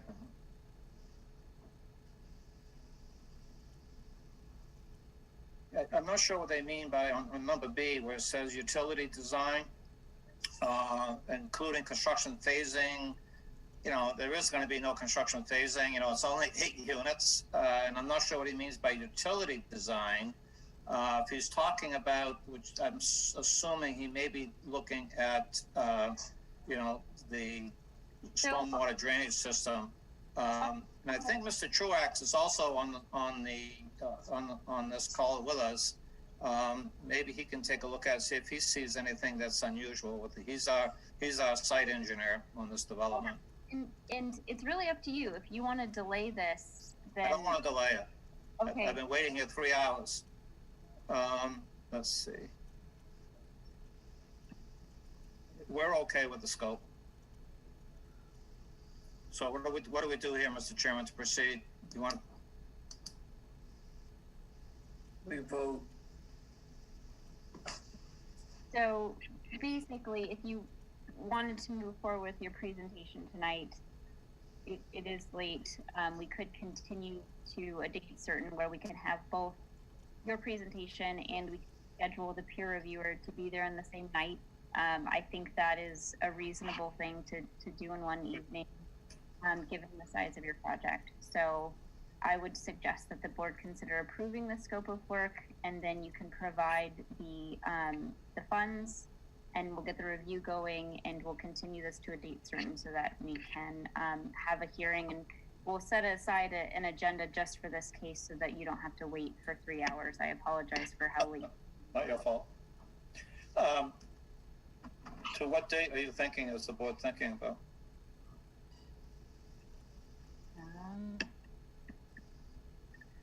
So we could continue, if you can get the funds to us shortly. I think we need a couple of weeks, so I would suggest we continue maybe to the last week in January. The 20th, we could do the 20th? The 20th already is pretty full as an agenda. Well, how about, is the board willing to, you said you wanted to set up a separate date just for this development. So is the board open to an idea other than the 20th? Is the 25th of January available for people? Yep. What date was that, Ashley? So the 25th of January.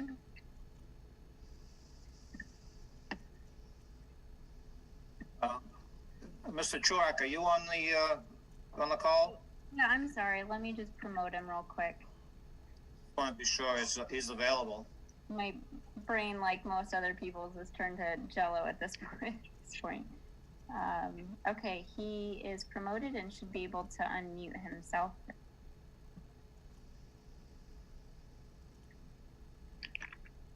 I'm sorry, I'm looking at my calendar.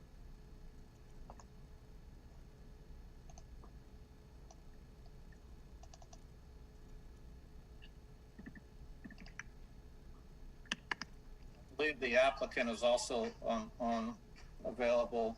I'm fine with the 25th. What was that, Robert? I'm fine with the 25th. Is the 27th okay? That one I think works better for folks' schedule. I can do either one. 22nd is okay with me as well.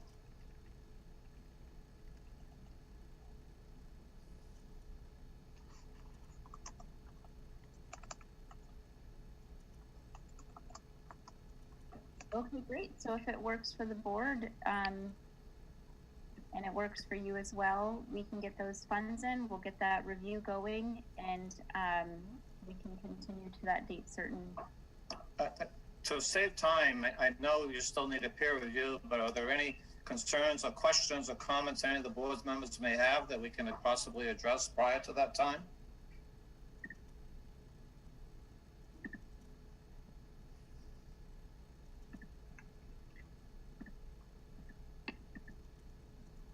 Mr. Chairman? Yeah. I don't know if you heard me.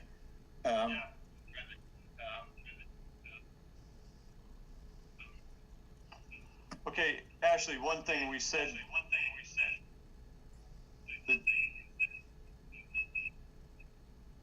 I feel like I'm in Twilight Zone with two Josh. I've got 2 computers going, and there's 6 kids working on computers in the house probably. So, so continue to the 27th, and one of the things. 22nd. Look at, the character of the neighborhood. I understood it was the 22nd, not the 27th. No. I'm not coming in any Friday night. Yeah. So it's the 27th. It's the 20. Actually, what I said when I was trying to connect, what Wednesday the 27th is the next available one for the board. Not Friday why night. anybody thinks the 22nd. I'm not. So. I'm okay with the 27th, Mr. Chairman. What I was asking is that Are there any comments or concerns or any of the board members may have now to hopefully we can make the meeting on 27th a little bit more productive? I was hoping we could go through some of that tonight. No, I think if we start with the peer review and get those things going, we've all seen the plans. You've submitted the plans. It's down, right? Yeah, we submitted 8 if you need any additional copies, that's fine, but we submitted 8 booklets and 8 sets of plans. We've got that, and I think the board will also be looking at property acquisition prices and how that affects the affordability. Well, the acquisition price is determined by an as-is value that's determined by mass housing. Look at with the as-is value as determined by mass housing. Sure, that's no problem. I can send you a copy of that if you'd like. Yeah, that would be that should have been included in the. It may have been. Hang on, let me just look.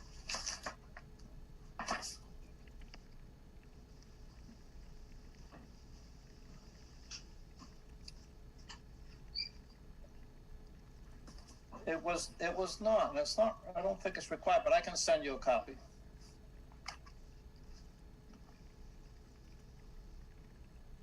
Yeah, that would be, okay. So, board members, do you have any questions for the applicant tonight? Negative.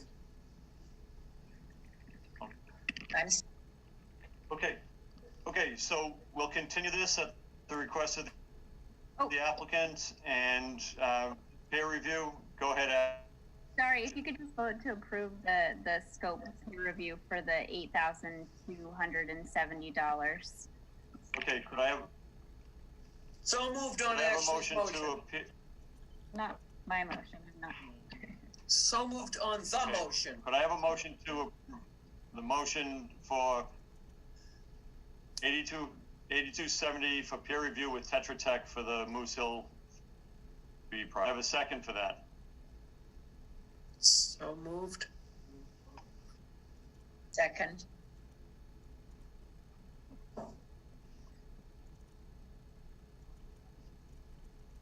This is just on the peer review. All those in favor, roll call vote. Bob Fitzgerald. Aye. Suzanne Murphy. Murphy, aye. Delaney. Aye. Jane. Aye. Coffey. Aye. Dave Anderson. Aye. And I'm John Lee. Aye. Okay. So now this is, could I have a motion to continue until January 27th at the request of the applicant, the hearing? So moved. Second. By Jane. And Ashley, are there people, are there other people on the line from the neighborhood? Are they still out there? There's a bed, but there's no hand raised. Okay. Okay, and this is to continue it. Roll call vote. Bob Fitzgerald. Aye. Suzanne. Murphy, aye. Drew Delaney. Aye. Jane. Aye. Dave Anderson. Aye. Okay, so that is continued out until January. Ash, we have some minutes to approve, and we just got a set of minutes, 16th. Suzanne. That was the meeting that we opened up and continued everything because of technical night. It was straightforward. Anybody have any questions or comments on the minutes of the 16th? Okay. Could I have a motion to appeal to the 16th? So moved. Okay, moved by Bob. I'll second. Second by Suzanne. Yeah. Yep, that's fine. Second by Suzanne. Any further discussion on the minutes of the 16th? Okay. Just do a roll call vote. Bob Fitzgerald. Aye. Suzanne. Murphy, aye. Drew Delaney. Aye. Jane. Aye. Dave. Aye. Aye. John Lee. Aye. Okay. Anybody have anything else for the board? Okay. I hope you're doing well. Sorry about your grandfather. I hope things are going okay out there in California. Thank you. Yeah, I'll take the weather any day. Okay. Not the number stuff, that's for sure. So, Okay. see everyone. Okay, Amy, anything for the board? Nope, that's about it. I think that on the 6th, it'll be pretty easy or not very lengthy. And then hopefully we can get all of the rest of the minutes squared away at that point. But no, we're in good shape. Okay, thank you, everybody. A long meeting, a lot covered. Merry Christmas to everybody and happy. Merry Christmas to all. Merry Christmas, everyone. And to all a good night. Yes. Do we move to adjourn or dispense? So moved. Oh, yeah. Could I have a motion to adjourn? Bob, moved by Suzanne, second by Jane. And this does not need to be a roll call vote. All those in favor of adjourning, say aye. Aye. Good night, everybody. Good night.